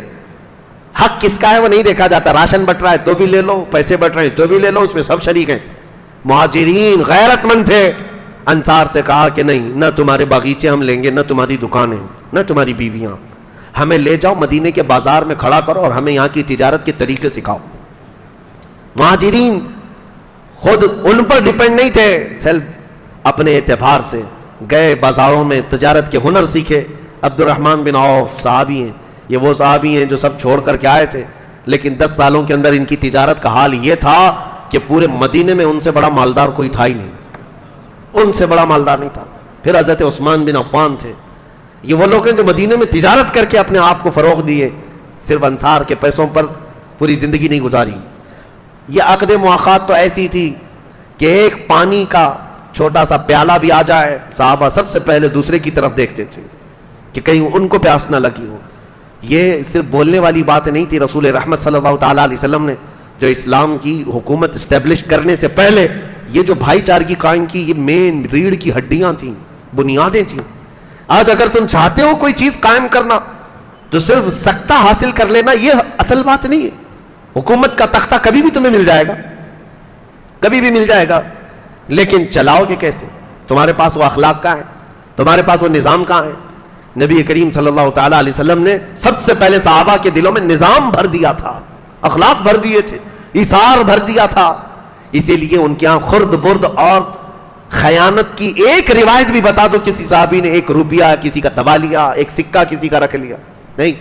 سختیاں تو ایسی تھی، ایک جنازہ آیا حضور صلی اللہ علیہ وسلم کے پاس، جنازے کے لیے لوگ کھڑے ہو گئے، حضور نے سب سے پہلے جنازہ پڑھانے سے پہلے پوچھا اس انتقال کیے ہوئے شخص کے اوپر کسی کا قرضہ باقی ہے؟ جماعت میں کھڑے ہوئے جو صفیں لگا چکے تھے ان میں سے ایک شخص نے کہا کہ میرے 2 درہم باقی، 2 درہم 2 سکے۔ رسول رحمت صلی اللہ علیہ وسلم پیچھے ہٹ گئے، کہا صلو علی صاحبکم ولا اصلی علیہ، تم چاہو تو اپنے دوست کی جنازہ کی نماز پڑھ لو، میں نہیں پڑھوں گا، اس پر قرضہ رہ گیا ہے۔ یہ سختیاں تھیں، اس پر قرض باقی رہ گیا، میں نماز جنازہ نہیں پڑھوں گا۔ صحابہ اس بات سے خوف زدہ رہتے تھے، اپنے معاملات اس قدر مضبوط رکھتے تھے کہ کوئی انگلی نہیں اٹھا سکتا تھا، کوئی انگلی نہیں اٹھا سکتا۔ عزیزان گرامی اوقات پوری دنیا ان سے متعارف ہے اخلاق و کردار میں۔ یہ اسٹیبلشمنٹ میں بہت ضروری چیزیں میں عرض کر رہا ہوں، حکومت یوں ہی نہیں قائم ہوئی اسلام کی، ان کے درمیان کیا کیا۔ حضرت ابوبکر صدیق کا جب دور آیا تھا تو ایک یہودی خاتون نے چٹھی لکھ کر کے بھیجا تھا کہ مجھے مدینے میں رہنا نہیں ہے، مجھے یمن جانا ہے۔ حضرت ابوبکر صدیق نے 2 جوانوں کو اس کے حوالے کر دیا، ایک اونٹنی ایک سواری دے دی، اس عورت سے کہا کہ جاؤ تم اپنے قبیلے میں جاؤ۔ یہ 2 جوان، وہ عورت جا کیوں رہی تھی؟ مسلمانوں سے نفرت تھی، یہ سوچ کر کے جا رہی تھی کہ یہ لوگ پتہ نہیں کب عزت لوٹ لے، کیا کر دیں، نعوذ باللہ۔ لیکن یہ 2 نوجوانوں نے اس خاتون کو مدینے سے لے کر یمن تک کا سفر ایسا کروایا، وہ یمن پہنچتی اور کہتی ہے پورا سفر انہوں نے چہرہ اٹھا کر نہیں دیکھا میری طرف، اوپر بیٹھی کون ہے۔ بیچ میں اگر کوئی چوکی آتی، کہیں پر تفتیش چیکنگ پوائنٹ آتا بھی تو یہ دونوں نوجوان کہتے تھے خلیفہ اسلام کی مہمان جا رہی۔ یہ باتیں تھیں، یمن پہنچ گئی، وہ یہودی عورت تھی، اپنے قبیلے کو بلاتی ہے، خاندان کو بلاتی ہے، کہتی ہے میں مدینے سے ڈر کر آئی تھی، عزت بچا کر آئی، لیکن اے لوگوں تم سب کے سب گواہ ہو جاؤ، میں سمجھتی ہوں اگر خاتون کی عزت کہیں محفوظ ہے تو مدینے میں محفوظ، میں واپس مدینے جاتی ہوں۔ وہ واپس مدینے آئی، یہ چیزیں پیدا کی تھی رسول کریم صلی اللہ تعالیٰ علیہ وسلم، پھر حکومت قائم ہوئی ہے۔ آج اگر تم یہ کہتے بھی ہو کہ ہمارے ہاتھ میں کوئی چیز کیوں نہیں آتی، آ بھی جائے تو کیا کر لو گے؟ دیکھا نہیں ہے کچھ لوگوں کے ہاتھ میں آتی، ایسا لگتا ہے جیسے کسی کوے کو بڑا پن دے دیا گیا ہے، وہ جہاں چاہتا ہے اپنی گندگی پھیلاتا رہتا ہے۔ مسلمانوں کی بات کر رہا، جس کو کرسی ملی، جس کو عہدہ ملا، نہ کوئی تمیز ہے، نہ کوئی اخلاق ہے، کچھ نہیں، اسے مال جمع کرنے کے علاوہ کوئی فکر ہی نہیں ہے۔ وہ کب دین مصطفیٰ کو سیکھا ہے، کب دین مصطفیٰ کو جانا ہے۔ عزیزان گرامی اوقات اسٹیبلشمنٹ جو اسلام کے حکومتی اعتبار سے، سیاسی اعتبار سے ہوئی، یوں ہی نہیں، پہلے اخلاق بنائے گئے، اخلاق کی عمارت تعمیر کی گئی ہے، لوگوں میں محبت کا جذبہ بھر دیا گیا ہے، ایمان مضبوط کیا گیا ہے، اس کے بعد یہ حکومت کا تختہ قائم ہوا ہے۔ نبی رحمت صلی اللہ تعالیٰ علیہ وسلم نے صحابہ کے دلوں میں یہ باتیں گھر فرمائی تھی۔ ایک گوشت کا ٹکڑا کسی صحابی کے گھر آ گیا رات کو، انہوں نے یہ خیال کر کے پڑوسی کو دے دیا میرا پڑوسی بھوکا ہے، پڑوسی نے اپنے پڑوسی کو دے دیا، اس نے اس کو دیا۔ روایت مشہور ہے کہ وہ گوشت کا ٹکڑا گھومتے گھومتے پورے مدینے سے اسی پہلے صحابی کے گھر آ گیا۔ ہر ایک نے اپنے دوسرے کا خیال کیا۔ یہاں کون ہے ہم میں سے، کون ہے ہم میں سے یہ چیزیں خیال کرتا ہو؟ ہمارے دلوں کے اندر کٹرتا بڑھنے لگ گئی، کٹھور ہو گئے، چھوٹی چھوٹی چیزوں پر کمپرومائز نہیں کر سکتے، کسی دوسرے کو ہم برداشت کرنے کی طاقت نہیں رکھتے۔ تو یہ اسٹیبلشمنٹ آسان نہیں ہے، آسان نہیں ہے. دنیا نے یہ دیکھا ہے. میں آپ کو چلتے چلتے بتا دے رہا ہوں، افغانستان میں مولوی لوگ یہ چاہتے بھی تھے، ظاہر سی بات ہے ان کی خواہش تھی کہ اسلامی حکومت آئے، تو طالبان کی جماعت کھڑی ہوئی اور 90 میں پرانی حکومتوں کا صفایا کر دیا، رشیا سے لڑ کر کے وہ حکومت حاصل کر لی. لیکن حالات ایسے تھے کہ کس کو کیا بناتے. دنیا چلانا اور حکومت چلانا یہ صرف اور صرف سوچ اور صرف ذہن سے نہیں ہوتا. اس کے لیے رسول کریم صلی اللہ علیہ وسلم کی پوری سیرت پڑھو. صحابہ میں پہلے حضور نے کیا چیزیں پیدا فرمائی. 4 سال نہیں چلا پائے تھے اور دادا آ گیا امریکہ، آ کر کے ان کو تہس نہس کر دیا، ختم کر دیا اور سب ٹوٹ کر بکھر گئے. اب کی کیا سچویشن ہے اس پر میں ابھی کلام نہیں کرتا. اب کیوں آ گئے، دوبارہ آئے اور اب کیسے چلا رہے، پڑھ لکھ کر کے آئے 20 سال. لیکن عزیزان گرامی وقار، کسی بھی نظام کو چلانے کے لیے صرف کٹے پر بیٹھ کر جو میٹنگیں جو ہوتی ہیں یہ کافی نہیں ہوتی. انسان بنائے جاتے ہیں، انسان بنائے جاتے ہیں. صرف ایک چھوٹی سی مثال میں بتا دوں. اللہ کروڑوں رحمتیں نازل فرمائے خلیل سلطان عبد الحمید ثانی پر. ترکی کے یہ سلطان عبد الحمید ثانی، ان کو جب مسجد نبوی شریف بنانے کا ارادہ ہوا تھا، ان کے دور کی بات کر رہا ہوں، مسجد نبوی شریف، بلکہ ایک ان سے پہلے ترکیوں کے دور میں انہوں نے مسجد نبوی بنائی تھی. ترکیوں نے کیسے کیا تھا؟ ماسٹر پلاننگ جس کو کہتے ہیں، معاشرہ پہلے تشکیل دینا ہے کسی چیز کو بنانے کے لیے. مسجد نبوی کی تعمیر جدید کی بات کر رہا ہوں، یعنی رینوویشن کرنا تھا. تو ترکیوں نے 500 جوڑے ایسے جن سے ابھی بھی بچے پیدا ہوئے ان کو لے جا کر کے ایک بستی بسائی. جتنے لڑکے تھے ان کو دنیا کی آوازوں سے دور رکھا، ہر طرح کی خرافات سے دور رکھا. ایک بستی بسائی 500 لوگوں کی. کنٹینیو ان کو قرآن پاک سنایا جاتا تھا اور وہ بچے جیسے ہی بولنے لگے وہ خالص قرآن کی زبان بولنے لگے. بچوں میں یہ ماحول تھا کہ زبان کھلتے ہی ان کو حفظ قرآن پر لگا دیا گیا. 7 سال کی عمر میں بچے حافظ قرآن ہوئے، ان کو حدیثیں پڑھائی گئی اور پھر اس کے بعد ان میں سے ہر ایک بچے کو ایک الگ ہنر سکھایا گیا. کسی کو مستری، کسی کو پینٹر، کسی کو کارپینٹر، الگ الگ. یہ 500 وہ حافظ قرآن بچے جنہوں نے دنیا کی خرافات نہیں دیکھی تھی، صرف قرآن سنا تھا اور رسول اللہ کا عشق پیا تھا. یہ پوری جماعت تیار ہوئی. جب یہ جوان ہوئے تو ان کو لا کر مسجد نبوی کی تعمیر جدید کا حصہ کیا. یہ میں اس لیے مثال دے رہا ہوں، کسی چیز کی اسٹیبلشمنٹ کے لیے ماسٹر پلاننگ ہوتی ہے. پہلے انسان بنائے جاتے ہیں، اخلاق تعمیر کیے جاتے ہیں. آج آپ یہ سوچ رہے ہیں کہ ہمارے بچے آوارہ رہے اور کل حکومت اسلام آ جائے. یا آواروں سے کیا اسلام چلے؟ ان بد مزاج ڈاکوؤں سے کیا اسلام کی حکومت کا اسٹیبلشمنٹ ہو سکتا ہے؟ آپ اپنے بچوں کے اخلاق پر توجہ دیں، ان کو وہ ماحول دیں کہ یہ خود کھڑے ہو جائیں گے انشاءاللہ العزیز. نبی پاک صلی اللہ تعالیٰ علیہ وسلم کے اس مدینے میں پیدا ہونے والے بچے سے لے کر بوڑھے تک جو آوازیں تھی وہاں پر کیا تھی. اسی لیے میں آپ کو کہتا ہوں، ایک ایگزامپل دیتا ہوں. دل جب نرم کر دیے جائیں تو آدمی ہر چیز کر سکتا ہے. یہ اسٹیبلشمنٹ کا اگر وقت ہے تو سنو. ہمارا محلہ برسوں سے ہو سکتا ہے نشہ کر رہے ہوں بہت ساری، حالانکہ تمہیں تو پتا ہے پہلے سے حرام ہے، پہلے سے پتا ہے حرام ہے، اس کے باوجود کر رہے ہیں. شراب بھی ہے، پتے بھی ہے، جوا بھی ہے اور ڈرگس بھی ہے. لیکن اچانک ہم کہیں کہ چھوڑ دو یہ سب چیزیں بری ہیں. ہو سکتا ہے کچھ لوگ مان لیں. کیا ایسا پاسبل لگتا ہے آپ کو؟ میں ناممکن تو نہیں کہوں گا ایک لخت ایک ہی آن میں سارے لوگ چھوڑ دیں، نہیں لگتا ایسے. برسوں سے کر رہے ہیں. پھر بھی کتنے برس سے کر رہا ہوگا؟ کوئی جوان اگر ابھی آج 20 سال کا ہوگا تو زیادہ سے زیادہ اگر وہ بہت بچپن میں بھی شروع کیا ہوگا تو 10 سال سے کر رہا ہوگا. لیکن مدینے کی بات میں بتاؤں، شراب حرام نہیں تھی، حلال سمجھ کر کے پی رہے تھے. اور بچپن سے کیا 50 سالوں سے شراب پینے والے لوگ موجود تھے. حضرت انس کہتے ہیں میری عمر 10 سال کی تھی، 12 سال کی تھی، میں شراب سپلائی کیا کرتا تھا. قہبہ خانے تھے جو جگہ جگہ جیسے چائے کی دکانیں ہوتی ہیں شراب کی، میں پیالوں میں بھر کر شراب دیتا تھا، لوگوں کو سپلائی کرتا تھا. اچانک ایک شام لوگ بیٹھے شراب پی رہے ہیں، پیالے سجے ہوئے ہیں. آواز آئی مدینے کی گلیوں میں، یا ایھا المسلمون قال رسول اللہ صلی اللہ علیہ وسلم حرمت الخمر، اے مسلمانوں اللہ کے رسول نے اعلان فرمایا شراب حرام ہو گئی. حضرت انس کہتے میرے ہاتھ سے پیالہ گر گیا. جتنے لوگ بیٹھے ہوئے تھے، صرف میری کیفیت نہیں، کوئی منہ سے لگایا تھا تو وہیں سے اس نے پٹک دیا. سب اپنے گھر گئے، جو مٹکے رکھے تھے ان کو ٹھوکریں مار مار کر کے توڑ دی. حضرت انس کہتے ہیں ایک دن ہم نے دیکھا تھا مدینے کے سارے گٹر اور نالے شراب سے بہ رہے تھے. ایک ہی دن. کسی بھی صحابی نے یہ نہیں کہا اعلان کرنے والا کوئی منادی ہے آ کر اعلان کر رہا ہے, ہم جا کر پوچھ تو لیں رسول اللہ سے حقیقت میں حلال ہے حرام ہے, ہم ڈیبیٹ کریں گے. نہیں, حضور کی طرف سے اعلان آ گیا, پہلے اس چیز کو دور کرو, پھینک دو.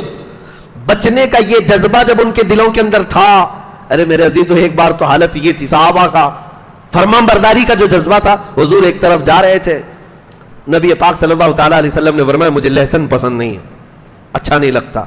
تو صحابہ نے کہا حضور کو لہسن پسند نہیں, لہسن پسند. بات چلتی گئی مدینے میں, یہاں تک کہ لوگوں میں یہ مشہور ہو گیا لہسن حرام ہو گیا. سب آئے حضور صلی اللہ تعالیٰ علیہ وسلم کے, سب کہنے لگے لہسن حرام ہو گیا, لہسن حرام. کہا نہیں, حضور پاک صلی اللہ علیہ وسلم نے فرمایا کہ نہیں, اس کی بو بہت زیادہ ہوتی ہے, اس کی مہک زیادہ ہوتی ہے, اور ہم جب قرآن کی تلاوت کرتے ہیں مسجدوں میں آتے ہیں تو ہمارے منہ اتنے نہ مہکیں, کیونکہ اللہ کے فرشتے اپنا منہ ہمارے منہ سے لگا دیتے ہیں. میں یہ تیز بو والی چیز کو پسند نہیں کرتا. صحابہ کو بعد میں یہ کلیئرنس دینا پڑا, دوسرے صحابہ نے کلیئر کیا حضور سے سن کر کے کہ حرام نہیں ہے. میں یہ کہنا چاہ رہا ہوں حضور صلی اللہ تعالیٰ علیہ وسلم کی ایک ادا بھی دیکھتے, کسی چیز کو چھوڑ دیا, صحابہ تو اس کو پوری طور پر نکال دیتے تھے, ختم کر دیتے. عزیزان گرامی اوقات, تب جا کر کے اسلام کا اسٹیبلشمنٹ ہوا ہے مضبوط طاقت کے ساتھ.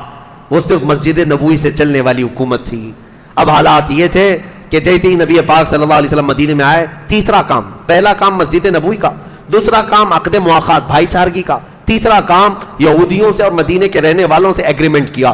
تقریباً 52 اس کے اندر وہ تھے ٹرمز تھے, جیسے آپ حضور صلی اللہ علیہ وسلم اور ان کے درمیان 52 بنود تھے جن پر دستخط ہوئی. وہ سارے چیزیں آج بھی میثاق مدینہ اس کو کہتے ہیں, حضرت ابوبکر صدیق کے بنائے ہوئے تھے. آپ کو پتا ہے یو این اے کے ایک رپورٹ میں اگر آپ کو بتاؤں, یو این اے نے کئی لوگوں کے درمیان ایگریمنٹ بنوائے صلح کے اور زندگی گزارنے کے, فلسطین اور اسرائیل کے بیچ, ساؤتھ سوڈان اور نارتھ سوڈان کے بیچ, اور دنیا کی کئی کنٹریز کے درمیان. یہ جو بنائے یو این اے کی طرف سے, ان میں سے سب سے چھوٹی جو ایگریمنٹ ہے اس کے پیجز 4,500 صفحات کے.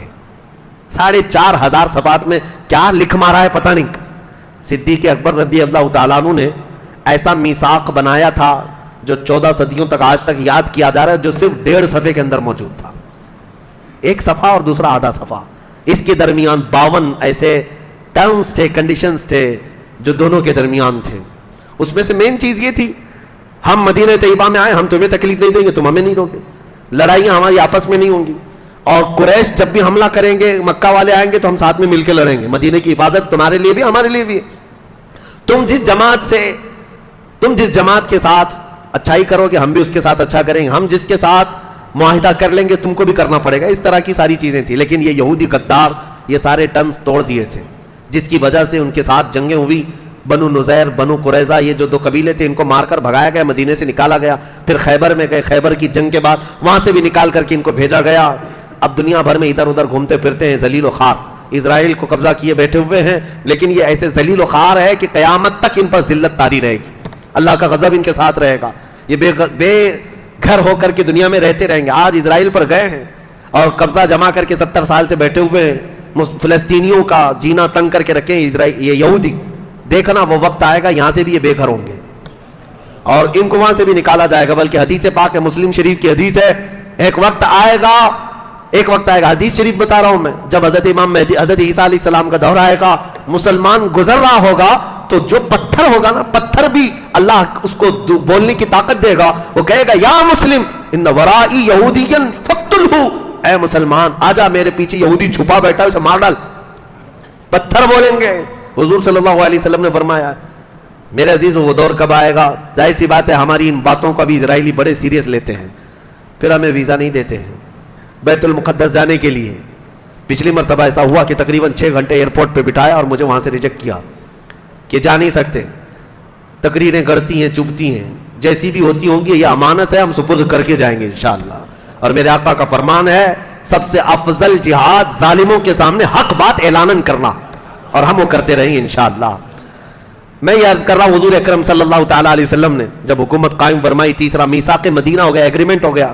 اب اس کے بعد یہ یہودی ایسے تھے, ایگریمنٹ تو حضور کے ساتھ کر رہے تھے لیکن منافق تھے, اندرونی طور پر سازشیں رچتے. یہاں کی خبریں مکہ والوں کو دیتے تھے خط لکھ کر کے, اور مکہ والوں کو انہوں نے ہی ابھارا تھا. پھر جنگ بدر واقع ہوئی, جنگ بدر میں کفار مکہ 70 کی تعداد میں مارے گئے تھے. ایسی ہزیمت ان کی کبھی نہیں ہوئی تھی. مکہ والے اتنی بڑی تعداد میں کبھی مرے نہیں تھے. حضور صلی اللہ تعالیٰ علیہ وسلم کے ان صحابہ کے ہاتھ مارے گئے تھے جن صحابہ کو انہوں نے مکہ سے نکالا تھا, مکہ سے بے گھر کیا تھا. یہاں تک کہ وہ امیہ جو حضرت بلال کا آقا تھا, اس کو حضرت بلال نے مارا ہے. وقت بدلتا ہے, تلک الایام نداولها بین الناس. اللہ فرماتا ہے یہ دن ہے ہم لوگوں کے درمیان پھیر کر کے لے آتے ہیں. آج کا بادشاہ کل کا فقیر, اور آج کا فقیر کل کا بادشاہ, یہ ناممکنات میں سے نہیں ہے. اس جنگ بدر میں جو مارے گئے تھے صرف 70 کافر ہی نہیں, کفر مارا گیا ہے. ابو جہل مرا ہے, اسے عتبہ مرا ہے, شیبہ مرا ہے. اس کی آپ کو بتاؤں, جنگ بدر میں بڑے بڑے سردار مارے گئے تھے. اس کا غم ایسا تھا مکہ والوں کو کہ 2 سال روتے تھے, 2 سال تک مرثیے پڑھتے, اشعار پڑھ کر کے روتے تھے. اور اسی غم میں ابو لہب مر گیا جو جنگ میں آیا نہیں تھا. کہا کہ یہ بڑی بے عزتی کی بات ہے, محمد اور ان کے پروانوں کو ہم جس طرح یہاں آسانی سے مارتے تھے, ایسی طاقت ان کے پاس آئی کیسے کہ ہمارے 70 مار گرائے. اور پھر 70 مارے ہی نہیں بلکہ 70 کو گرفتار کر کے مدینہ بھی لے گئے, قیدی بھی بنائے. یہ آسان بات نہیں تھی. تو یہ چرچا پورے عرب میں پھیل گیا تھا کہ بدر میں انہوں نے تو ان کے چھکے چھڑا دیے, ختم کر دیا ان کے طاقت کو, ان کے رعونت کو, ان کے رعب و دبدبے کو. اس کے بعد پھر جنگ احد ہوئی, پھر جنگ خندق ہوئی, جنگیں ہونے لگی مکہ والوں کے درمیان, مدینے والوں کے درمیان. 6 سال کنٹینیو چلتی رہی. پھر رسول پاک صلی اللہ علیہ وسلم 1400 صحابہ کے ساتھ عمرہ کے لیے گئے تھے, عمرہ آنے سے انہوں نے روک دیا. اب حکومت قائم ہے. نبی پاک صلی اللہ تعالیٰ علیہ وسلم کے صحابہ کی تعداد دن بدن بڑھتی جا رہی. 6 ہجری میں حضور عمرہ کے لیے گئے لیکن عمرہ کرنے نہیں دیا, اور وہاں سے صلح ہو گئی مکہ والوں کے درمیان اور مدینے والوں کے درمیان, جس کو صلح حدیبیہ کہتے ہیں. اس کے بھی ایگریمنٹ لکھے گئے تھے. ایگریمنٹ اگرچہ بظاہر مکہ والوں کی حمایت میں تھے, مدینے والوں کے نہیں تھے. حضور نے پھر بھی اس پر دستخط فرمائے, اس کو اوکے کیا, جاری فرمایا. لیکن حضور صلی اللہ تعالیٰ علیہ وسلم واپس جب تشریف لائے حدیبیہ سے 6 ہجری کے بعد, 6 ہجری گزر چکی ہے, 6 سال گزرے مدینے میں حضور کے. اب رسول کریم صلی اللہ علیہ وسلم نے بادشاہوں کے پاس خط بھیجنے شروع کیے. 12 صحابہ منتخب کیے. ان 12 صحابہ کو الگ الگ ملکوں میں, ایک ایران کا بادشاہ جو اس وقت کسرا تھا, کسرا کے پاس خط بھیجا. شاہ مقوقس جو مصر کا بادشاہ تھا اس کے پاس بھیجا. روم کا بادشاہ تھا عظیم ہرقل, اس کے پاس بھیجا. نجاشی جو ایتھوپیا کا بادشاہ تھا اس کے پاس بھیجا. بحرین کا جو بادشاہ تھا اس کے پاس خط بھیجا. کئی بادشاہوں نے احترام کیا, کچھ بادشاہوں نے حضور صلی اللہ تعالیٰ علیہ وسلم کے خط کی بے احترامی کی, بے عزتی کی. یہ سلسلہ چلتا رہا. لیکن مکہ والوں کو عجیب بات ہے, میں ایک بات بتاتا ہوں. جب مکہ سے ہجرت کر کے مدینے آئے تھے تو قرآن کی آیتیں نازل ہو رہی تھی. الف لام میم غلبت الروم, یہ 21ویں پارے میں. روم اس وقت کا سپر پاور ہے, اور قرآن میں آ رہا ہے کہ رومیوں کو شکست ہو جائے گی, جبکہ سپر پاور کے لیے کہہ رہا ہے. اور صحابہ کا یقین ایسا تھا, قرآن میں آ گیا ہے, ہونا ہے. یہ بادیہ نشین صحابہ, بغیر چپل کے چلنے والے, پیبند لگے کپڑے, کھجور کی گٹلیاں چوس کر دن گزارنے والے, جب چلتے پھرتے کہتے تھے کہ ہم روم کو شکست دے دیں گے, روم کو مار گرائیں گے, ختم ہو جائیں گے. مکہ والے ٹھٹا مار کر کے ہنستے تھے, کہا مارتے تھے, دیکھو ان کی شکلیں, یہ دیہات کے رہنے والے, اور کس سے پنگا لیں گے, کس سے مقابلہ کریں گے, روم سے. لاکھوں کی فوج جن کی ہے, آدھی دنیا پر سلطنت ان کی ہے. لیکن صحابہ کہتے تھے وہ وقت بھی آئے گا, وہ وقت بھی آئے گا. مکہ والے مذاق میں اڑاتے تھے. لیکن جب بدر ہو گیا, بدر کے میدان میں مکہ والوں نے دیکھا تو تھوڑا کھٹک گئے کہ یہ جو بولتے تھے کہیں سچ تو نہیں ہو جائے گا, یہ جو بولتے تھے روم تک پہنچیں گے. میاں روم کی حکومت ایسی آج کے دور میں جیسے امریکہ ہو, یو ایس اے ہو, سپر پاور کی حیثیت سے دادا گیری پوری دنیا میں کرتا ہے, یا پھر رشیا کی حیثیت, جس کو چاہو مارتے رہو, دہشت گرد کبھی نہیں بنیں گے. یوکرین کو مار مار کر کے دھول میں ملا دیا, لیکن کوئی نہیں کہتا کہ وہ آتنکوادی ہے. اتنے بم ڈال دیے, لیکن اگر وہی چاقو لے کر کے بھی کوئی مسلمان دکھتا تو آتنکوادی ہوتا. میرے عزیزوں, یہ دگلی پالیسی دنیا میں صرف اس لیے ہے کہ دنیا صرف طاقت کی زبان جانتی ہے. جو دادا ہے وہ 1000 گنا کر لے کچھ بھی نہیں ہے, وہ پاک سمجھا جاتا ہے. اسی طرح سے اس وقت روم کی حکومت تھی, رومن امپائر, کوئی کچھ نہیں کہتا تھا. اور صحابہ پیوند لگے کپڑے پہنے ہوئے کہتے ہیں روم کو شکست دے دیں گے. میں سوچتا ہوں کیسا یقین تھا اور کیسا جذبہ تھا. آج دنیا میں لوگوں سے کہیں تو کہتے ہیں مولانا اتنی بڑی بڑی باتیں مت کرو, ہم تو مائنورٹی میں, کیا کر لیں گے ہم یہاں پہ, ہم چھوٹی تعداد میں, بڑی باتیں مت کریں, حالات صحیح نہیں ہیں. میں پوچھتا ہوں وہ 313 کی تعداد میں تھے لیکن روم سے لڑنے کی باتیں کرتے تھے. مقابلہ کرنے کی باتیں کرتے تھے. اسی لیے شاعر نے سچ کہا ہے, آج بھی ہو جو ابراہیم سا ایمان پیدا, آگ کر سکتی ہے انداز گلستان پیدا. ایمان تو رکھو میرے عزیزو, یقین تو رکھو. اس کے بعد بدر ہو گئی, خندق ہو گئی, احد ہو گئی, اب حدیبیہ میں صلح ہو گئی, جنگ بندی ہو گئی, ختم, جنگ ختم ہو گئی. مکہ والے مدینے والے لڑتے نہیں تھے ابھی, لیکن یہ ایگریمنٹ کب تک چلنے والا ہے؟ 1 سال نہیں چلا, مکہ والوں نے خود ہی توڑ دیا. کیونکہ اس ایگریمنٹ میں ایک شرط یہ تھی کہ جو حلیف جماعت یعنی پارٹنر, مدینے والوں کی پارٹنر جماعت تھی بنو خزاعہ جو مکہ کے اطراف میں رہتے تھے, اور مکہ والوں کی پارٹنر تھی ایک بنو بکر جو قبیلے تھے. اختیار تھا جو جس کا پارٹنر بننا چاہے بن جائے. مسلمانوں کی جو پارٹنر جماعت تھی بنو خزاعہ. ہوا یہ کہ بنو بکر اور بنو خزاعہ دونوں دشمن جماعتیں تھی, آپس میں قبیلے لڑتے تھے. تو ان لوگوں نے یہ دیکھا کہ اب صلح ہو گئی, جنگ نہیں ہو رہی ہے مکہ اور مدینے والوں کے بیچ میں, تو بنو بکر والوں نے کیا کیا, بنو خزاعہ کو اتنا مارا کہ قتل کیا, ان کے 80 آدمیوں کو قتل کر دیا جو رسول اللہ کی پارٹنر جماعت یعنی حلیف جماعت. اب بنو خزاعہ کے لوگ مکہ کے اطراف تھے, وہاں مارے جا رہے تھے, کیونکہ ایگریمنٹ میں ہی لکھا ہوا تھا صلح حدیبیہ میں, جو ہماری پارٹنر جماعتیں ہوں گی ان کے ساتھ بھی تم چھیڑ چھاڑ نہیں کرو گے, اور تمہاری پارٹنر جماعتیں جتنی ہوگی ان کے ساتھ بھی ہم نہیں چھیڑیں گے, جنگ نہیں کریں. لیکن یہاں ہوا یہ, بنو بکر مارتے بنو خزاعہ کو, اس کے بعد مکہ میں جاتے ہیں, مکہ کے سارے سرداروں کو کہتے ہیں کہ دیکھو ہم نے مار دیا ان کو. تو مکہ والے سارے خوشیوں سے تبلے بجاتے, اچھا کیا تم نے, حالانکہ ان کو روکنا چاہیے تھا کہ ہمارا ایگریمنٹ ہوا ہے, تم نے کیوں مار دیا, وہ مسلمانوں کی حلیف جماعت ہے, پارٹنر ہے. مکہ والے شامل ہوئے, یہاں تک کہ بنو خزاعہ کے کچھ لوگ بھاگ کر کے حرم میں داخل ہوئے پناہ لینے کے لیے. تب بھی بنو بکر کے اور مکہ کے کچھ لوگوں نے حرم میں بھی ان کا قتل کیا. حرم میں جب کسی کا قتل نہیں ہوتا تھا, اتنا بڑا واقعہ ہوا.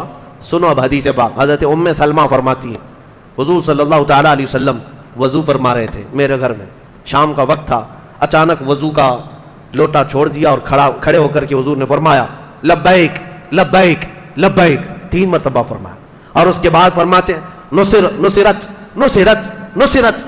ام سلمہ کہتی ہیں یا رسول اللہ صلی اللہ علیہ وسلم کیا بات ہے؟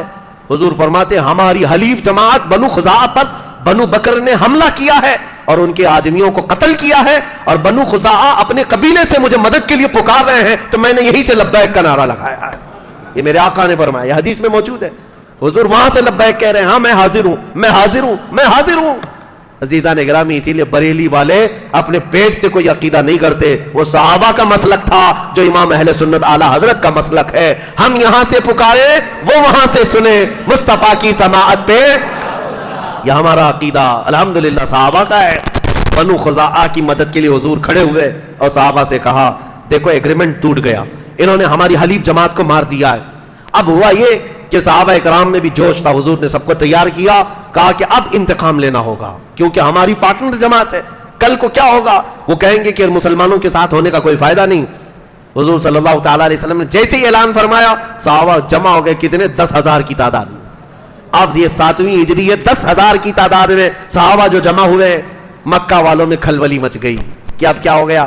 انہوں نے کہا یہ تو غلط ہو گیا, نہیں ہونا چاہیے تھا, ایگریمنٹ ٹوٹ گیا ہے, یہ بنو خزاعہ کو مارا گیا, اچھا نہیں ہے. سارے لوگوں نے کہا ایک کام کرو, جاؤ محمد صلی اللہ تعالی علیہ وسلم سے, نہیں بلکہ حضور صلی اللہ علیہ وسلم نے اپنے ایک صحابی کو بھیجا, کہا کہ ابھی بھی موقع دیتے ہیں, 3 شرطیں رکھو ان کے پاس, جا کر کے کہ بنو بکر جنہوں نے مارا ہے, جتنے لوگوں کو مارا اتنے ان کی جماعت کے لوگوں کو قتل کیا جائے گا, خون بہا اس کو کہتے ہیں, دیت, قصاص.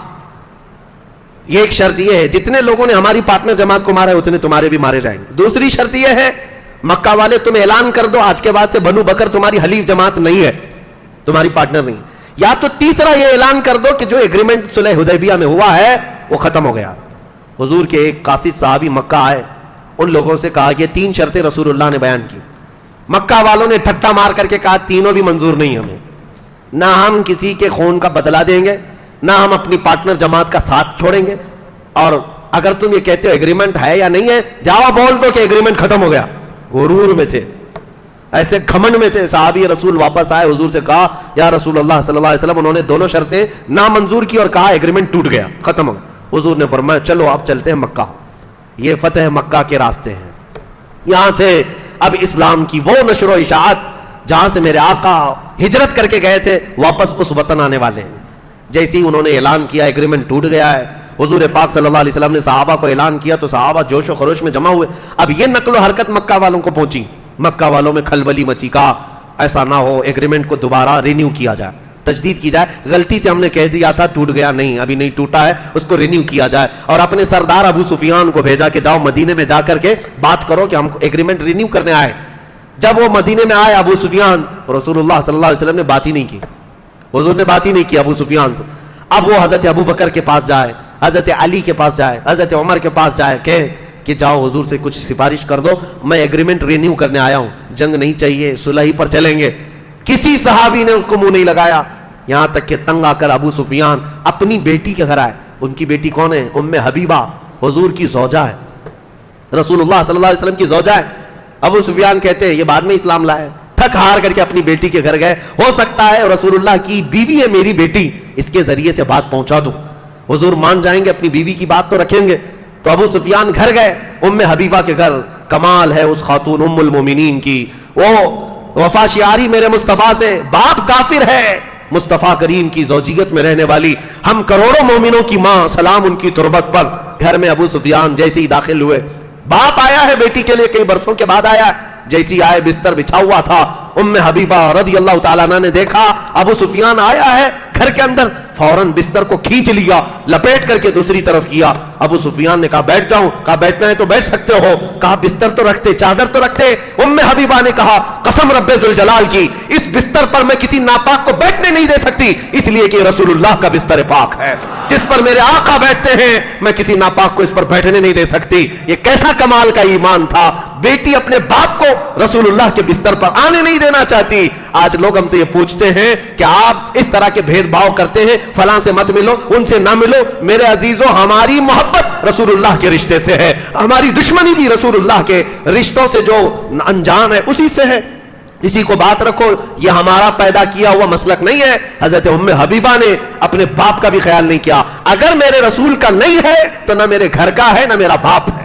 یہ عقیدہ ہماری ماں سے ملا ہوا، ام المومنین سے ملا ہوا ہے. ابو سفیان جو یہ خیال لے کر کے آئے کہ بیوی کی بات رسول اللہ مان لیں گے، یہاں سے سفارش ہوگی، ابو سفیان کہتے ہیں اس عورت کو میں کیا بتاؤں، کیا سفارش کروں جو بیٹھنے کے لیے مجھے بستر بھی رکھنا نہیں چاہتی، چادر بھی نہیں بچھاتی. بہت مایوس ہو کر واپس مکہ لوٹ آئے. ابو سفیان واپس آئے، لیکن صحابہ میں سے کچھ صحابہ نے کہا ایک کام کرو ابو سفیان، تم یہاں کھڑے ہو کر کے ایسے اعلان کر کے چلے جاؤ کہ میں نے پھر سے رینیو کر دیا ہے ایگریمنٹ کو. وہ کھڑے ہو کر کے مسجد نبوی کے پاس زور زور سے اعلان کر کے گئے. تو اس کا کیا اثر ہوگا؟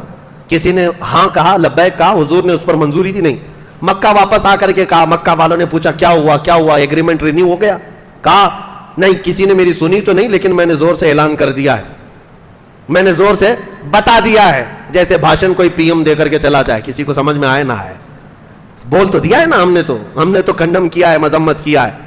اسی طرح کا اس زمانے کا وہ تھا، کہا میں نے تو بول دیا. مکہ والوں نے پوچھا کسی نے اس پر لبیک کہا؟ ہاں کہا ہے. کہا نہیں کسی نے نہیں کہا. تو کہا پھر اس رینیویشن کا کیا مطلب ہے، یہ تجدید کہاں ہے یہ؟ اس کے بعد بات ہوئی، مکہ والوں نے کہا اب تیار ہو جاؤ، محمد صلی اللہ علیہ وسلم وہ فوج لے کر کے آئیں گے جس کا مقابلہ ہم میں سے کوئی نہیں کر سکتا. بات حقیقت تھی، 7ویں ہجری تھی اور ذی القعدہ کا مہینہ تھا. رمضان گزار کر کے نبی کریم صلی اللہ تعالیٰ علیہ وسلم صحابہ کو اعلان کرتے ہیں، صحابہ نکل پڑے. مدینے کے جتنے صحابہ تھے سب نکلے ہیں، اور حتیٰ کہ حضور کی جتنی ازواج مطہرات تھی سب سفر میں ساتھ تھی. جب رسول پاک چلتے آئے اور یہاں تک کہ راستے میں حضور کی جتنی حلیف جماعتیں تھیں، یعنی جو پارٹنر قبیلے تھے، سب ساتھ ہوتے گئے. مکہ سے ابھی 35 کلومیٹر دور یہ لشکر جرار میرے آقا کا تھا. ارے 313 کا مقابلہ کرنے کی سکت نہیں تھی، آج تو 10,000 کی تعداد میں آ رہے تھے. 10,000 کی تعداد. جب حضور صلی اللہ تعالیٰ علیہ وسلم صلح کر رہے تھے 1 سال پہلے، حضرت عمر بڑے بے قرار تھے، بہت بے قرار تھے. وہ کہہ رہے تھے ہم کیوں دب کر صلح کر رہے ہیں، ان سے جنگ کریں گے، ان کو ماریں گے. حضور یہی فرما رہے تھے، اے عمر میری آنکھیں جو دیکھ رہی وہ تم نہیں دیکھ سکتے. میرے مصطفیٰ سال بھر پہلے وہی دیکھ رہے تھے کہ اللہ تعالیٰ اس شان کے ساتھ مکہ میں داخل کرے گا. عزیزان گرامی 35 کلومیٹر دور یہ پڑاؤ کیا ہے لشکر. اچانک اسی حالت میں مکہ میں کھلبلی مچی. صاحب تتر بتر ہیں، اب نہ جنگ کرنے کی طاقت تھی نہ سامان تھا، بلکہ بڑے بڑے رئیس ان کے سردار جتنے گرو گھنٹال تھے وہ اسی جنگوں میں مارے گئے تھے. ابو جہل بھی نہیں تھا، ابو لہب بھی نہیں ہے، اتبا شیبہ، بڑے بڑے سردار مرے ہوئے تھے. جو کچھ بچی کچی جماعت کو لے کر چلنے والے ابو سفیان. اور ابو سفیان حضرت عباس کا خاص دوست تھے. حضرت عباس کون ہے؟ حضور کے چچا ہیں. حضرت عباس ابو سفیان سے کہتے ہیں میں تیرا کام کراتا ہوں، مکہ میں ابو سفیان کو ساتھ لیے اور کہا حضور صلی اللہ علیہ وسلم ابھی مکہ آئے نہیں, 35 کلومیٹر دور ہے. حضرت عباس رات کے وقت ابو سفیان کو اپنی اونٹنی پر بٹھا کر لے آئے, چل رسول اللہ کے پاس تجھے سامنے کر دیتا ہوں, جتنا کیا گیا ہے سب ہے وہ معاف کر دیں گے. ابو سفیان جنگ بدر میں سامنے ہے, احد میں سامنے ہے, خندق میں سامنے ہے, ہر جنگ میں حضور کے سامنے ہے. ابو سفیان خالی جنگ کرنے والے نہیں بلکہ سب کو ابھارنے والے, اور اس شخص کو پکڑ کر حضرت عباس لے آ رہے ہیں اور یہ کہتے ہوئے مجھے یقین ہے محمد عربی پر, چلو چلتے. ابو سفیان ساتھ آ گئے. رات کا وقت تھا, قافلہ پڑاؤ کیا ہے رسول اللہ کا, دوسرے دن مکہ میں داخل ہونے والے. حضرت عباس جیسے ہی آ رہے تھے, کیونکہ وہ اسلام لائے ہوئے تھے, آ رہے تھے ابو سفیان کو لے کر کے حضور کے خیمے پہنچنے والے تھے, اس سے پہلے حضرت عمر کی نظر پڑ گئی.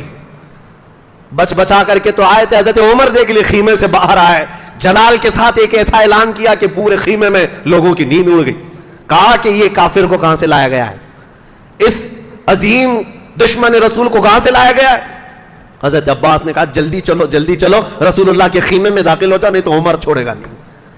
حضور صلی اللہ تعالیٰ علیہ وسلم کے خیمے میں داخل ہو گئے. ابھی یہ لوگ گئے ہی تھے کہ حضرت عمر پیچھے سے آ گئے. کہا یا رسول اللہ اس شخص کا کیا کرنا ہے, آج آخری وقت ہے, آپ بتا دیں میں تلوار لے کر کے آیا ہوں, اب ابو سفیان دوبارہ مکہ نہیں جائے گا. حضور صلی اللہ تعالیٰ علیہ وسلم نے کہا عمر تلوار نیچے رکھو, تلوار نیچے کرو. تھوڑی دیر رکا, حضرت عباس سے پوچھا کس لیے آئے. کہا یا رسول اللہ ابو سفیان صرف امن کی آپ سے خیرات لینے آیا ہے کہ آپ امان دے دیں, کل آپ داخل ہونے والے مکہ میں ابو سفیان کے ساتھ کچھ نہیں ہوگا. حضور صلی اللہ تعالیٰ علیہ وسلم نے یہ بھی نہیں فرمایا کہ تو کلمہ پڑھ رہا ہے نہیں پڑھ رہا ہے, کچھ نہیں کہا. حضرت عباس نے کہا ٹھیک ہے, ابو سفیان کو میں نے امان دے دیا اور پچھلا جو کچھ کیا تھا اس کو بھلا دیا گیا. ایک جملے میں میرے مصطفیٰ نے بڑی بڑی جنگوں میں مقابل میں آنے والے کو معاف کر دی. اسی لیے تو میرے عزیزوں, ہم 1000 گناہوں کا بوجھ لیے ہوئے بھی اگر کوئی امید رکھتے ہیں تو اس تاجدار مدینہ سے رکھتے ہیں جس کا دربار کھلا ہے. شاعر نے سچ کہا ہے, نہ کوئی عمل ہے سنانے کے قابل, نہ منہ ہے تمہارے دکھانے کے قابل, لگاتے ہیں اس کو بھی سینے سے آقا جو ہوتا نہیں منہ لگانے کے قابل. میرے آقا صلی اللہ تعالیٰ علیہ وسلم کے دربار میں اسی لیے ہم پہنچتے ہیں. بریلی والے امام کی سنو, یوں ہی نہیں پکار کر کہا تھا پھر کے گلی گلی تباہ, ٹھوکریں سب کی کھائی کیوں, دل کو جو عقل دے خدا تیری گلی سے جائے کیوں. حضور پاک صلی اللہ علیہ وسلم نے ابو سفیان کو معاف کیا اور کہا جاؤ کل کے دن دوپہر میں فلاں پہاڑی کے اوپر تم کھڑے رہنا. حضور چاہتے تھے کہ ابو سفیان کو دکھایا جائے لشکر اسلام کیسے مکہ میں داخل ہو رہا ہے. ابو سفیان ایمان لائے ہوئے نہیں, اسلام قبول کیے ہوئے نہیں. دوسرا دن تھا, 20 رمضان کی تاریخ ہے, جمعہ کا دن ہے. اللہ اکبر, رمضان المبارک کا مہینہ ہے. صحابہ کرام نے حضور نے کئی جماعتوں میں صحابہ کو تقسیم کیا تھا. سب سے آگے اس 10,000 فوج کی جماعت میں سب سے آگے بندہ جو جھنڈا لے کر چل رہا تھا وہ صحابہ میں کوئی بہت بڑے صحابی جلیل نہیں, حضرت ابو بکر, حضرت عمر, حضرت عثمان, حضرت علی نہیں, یہ خلفاء اجلہ صحابہ میں سے جو جلیل القدر نہیں.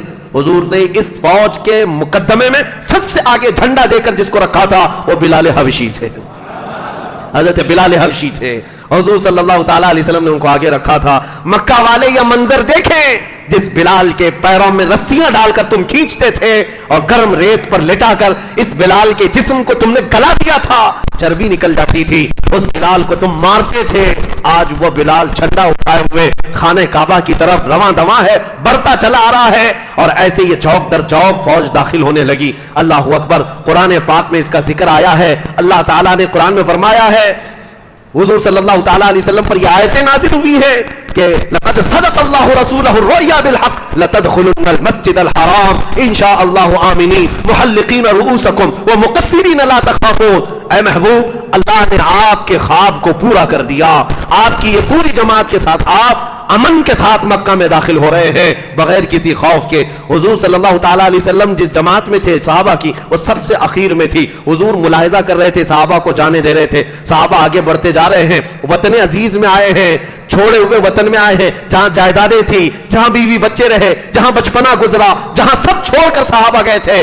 پورے 7 سال کے بعد مکہ واپس آ رہے. صحابہ کوئی مٹی اٹھاتا مکہ کی اور اپنے سروں پر ڈال دیتے, दीवारों को बोसे लेते, जगह जगह रुक करके घरों को चूम लेते थे। यह हमारा वो वतन अजीज मक्का है। हुजूर सल्लल्लाहु ताला अलैहि वसल्लम दाखिल हुए मक्का मुकर्रमा में, सीधे हरम काबा में तशरीफ लाए। मेरे अजीजों, ये बताना इसलिए जरूरी है कि इस्लाम की तारीख में फतह मक्का वो दिन है, आज तक के काफिर इस फतह मक्का को बर्दाश्त नहीं कर पाते हैं, क्योंकि मेरे आका जैसे ही आए, हुजूर के हाथ में आसा मुबारक था, आप अपने आसा मुबारक के साथ चलते हुए आए, आपके साथ सैयदना अबू बकर सिद्दीक थे, हजरत अली करमल्लाहु वजहुल करीम थे, दोनों सहाबा को हुजूर पकड़े हुए सबसे पहले हरम काबा में आए, खाने काबा के पास आए। एक वाकया मैं बता दूं, हिजरत से पहले खाने काबा की चाबी उस्मान बिन शैबा, एक शख्स थे, हजरत उस्मान गनी नहीं है, दूसरे उस्मान है, उनके पास रहती थी। हुजूर ने एक दिन उनसे कहा, उस्मान बिन शैबा चाबी दे दो, मुझे अंदर जाना है। कहा, तुम जैसे दीन छोड़े हुए आदमी को मैं चाबी नहीं दूंगा, तुम खाने काबा में नहीं जा सकते। हुजूर को उन्होंने मना कर दिया था, चाबी देने से मना किया, खाने काबा का दरवाजा खोलने से मना किया। हुजूर ने उनसे कहा, ऐ इब्ने शैबा, इंतजार कर, एक वक्त आएगा ये चाबी मेरे हाथ में होगी और मैं जिसे चाहूंगा चाबी दूंगा।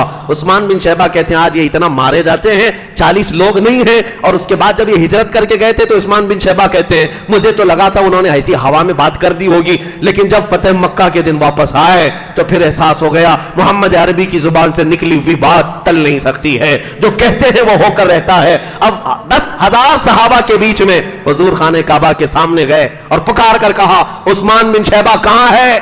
चाबी लेकर के हाजिर हुए, ईमान लाए हुए नहीं है, काफिरों की जमात में है, चाबी थी, कहा चाबी लाओ, मुकाबला करने की जो ताकत नहीं, सकत नहीं, चाबी लाकर हुजूर के हाथ में दे दिया। हुजूर ने अपने हाथों से खाने काबा को खोला, यह सबसे पहला दरवाजा खुला है, इस्लाम की फतह की आगाज यहां से है, तारीख इस्लाम के सुनहरे बाब यहां से खुल रहे हैं। मक्का का दरवाजा क्या खुला, पूरी दुनिया के दरवाजे खुल गए। हुजूर अंदर जाते ही जो आयत पढ़ रहे थे, अपने हाथ में असा था, लकड़ी थी, और इस लकड़ी को लेते बुतों को जो अंदर रखे थे गर्दन में डालकर गिराते थे, फरमाते थे, कुल जाअल हक़ व ज़हक़ल बातिल इन्नल बातिल कान ज़हूक़ा, हक आ गया, बातिल मिट गया, और बातिल को मिटना ही है। मैं हमेशा दुआ करता हूं, मौला हुजूर की इस सुन्नत पर भी अमल करने का मौका आता होता है, हक आ जाए, बातिल मिट जाए। हुजूर सल्लल्लाहु ताला अलैहि वसल्लम ने 360 बुतों को गिराया, जो वहां पर अंदर तस्वीरें थी उनको पोंछकर साफ कर दिया। जब पूरा खाने काबा इन आलाइशों से पाक हुआ, बाहर तशरीफ लाए और बिलाल से कहा, बिलाल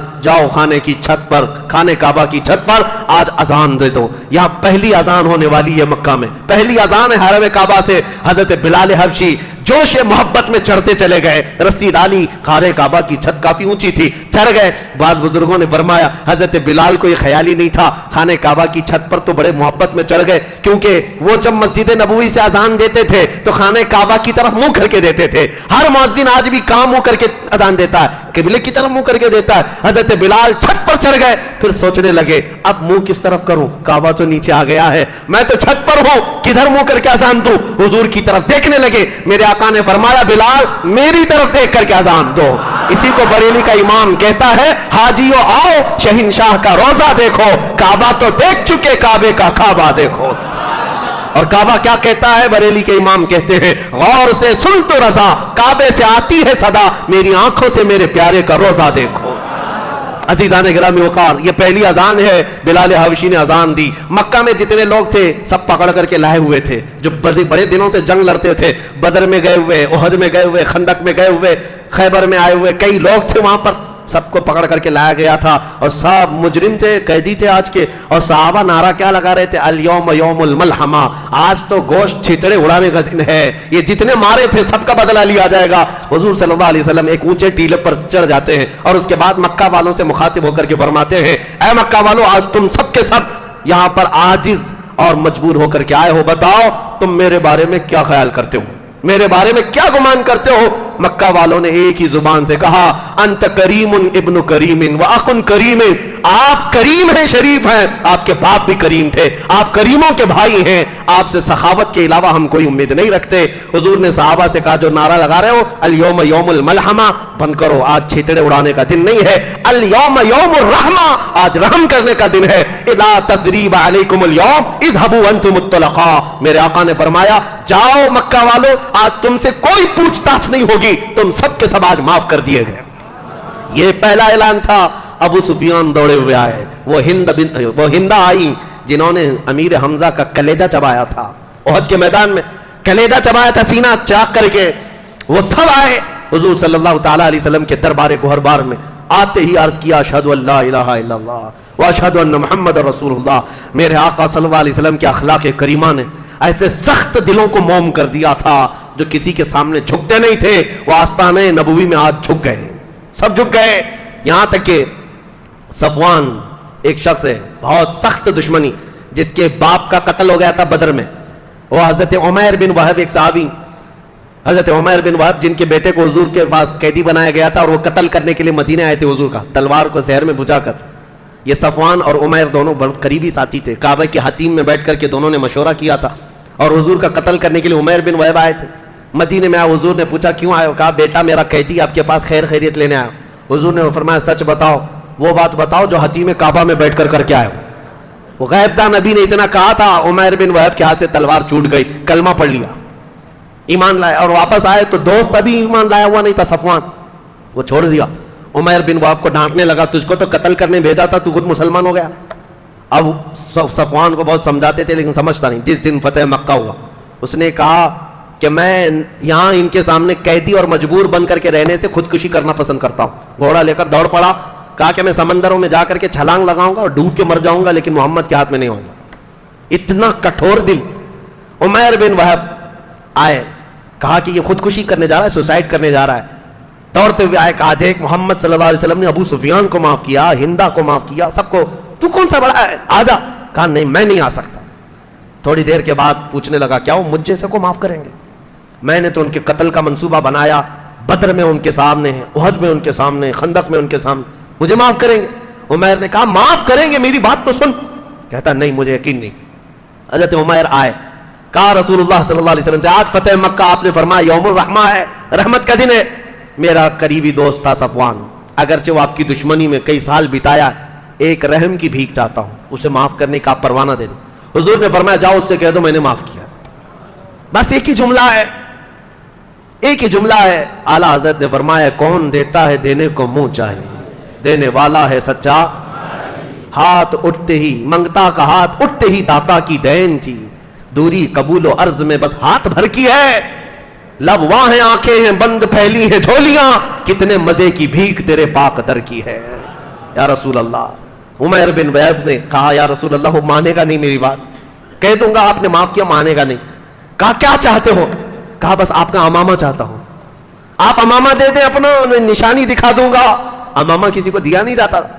حضور نے ایک کافر جو کٹر دشمن تھا اس کو بچانے کے لیے عمیر بن وہب ریکویسٹ کر رہے ہیں, فوراً اپنا امامہ شریف اتار دیا, کہا لے جاؤ.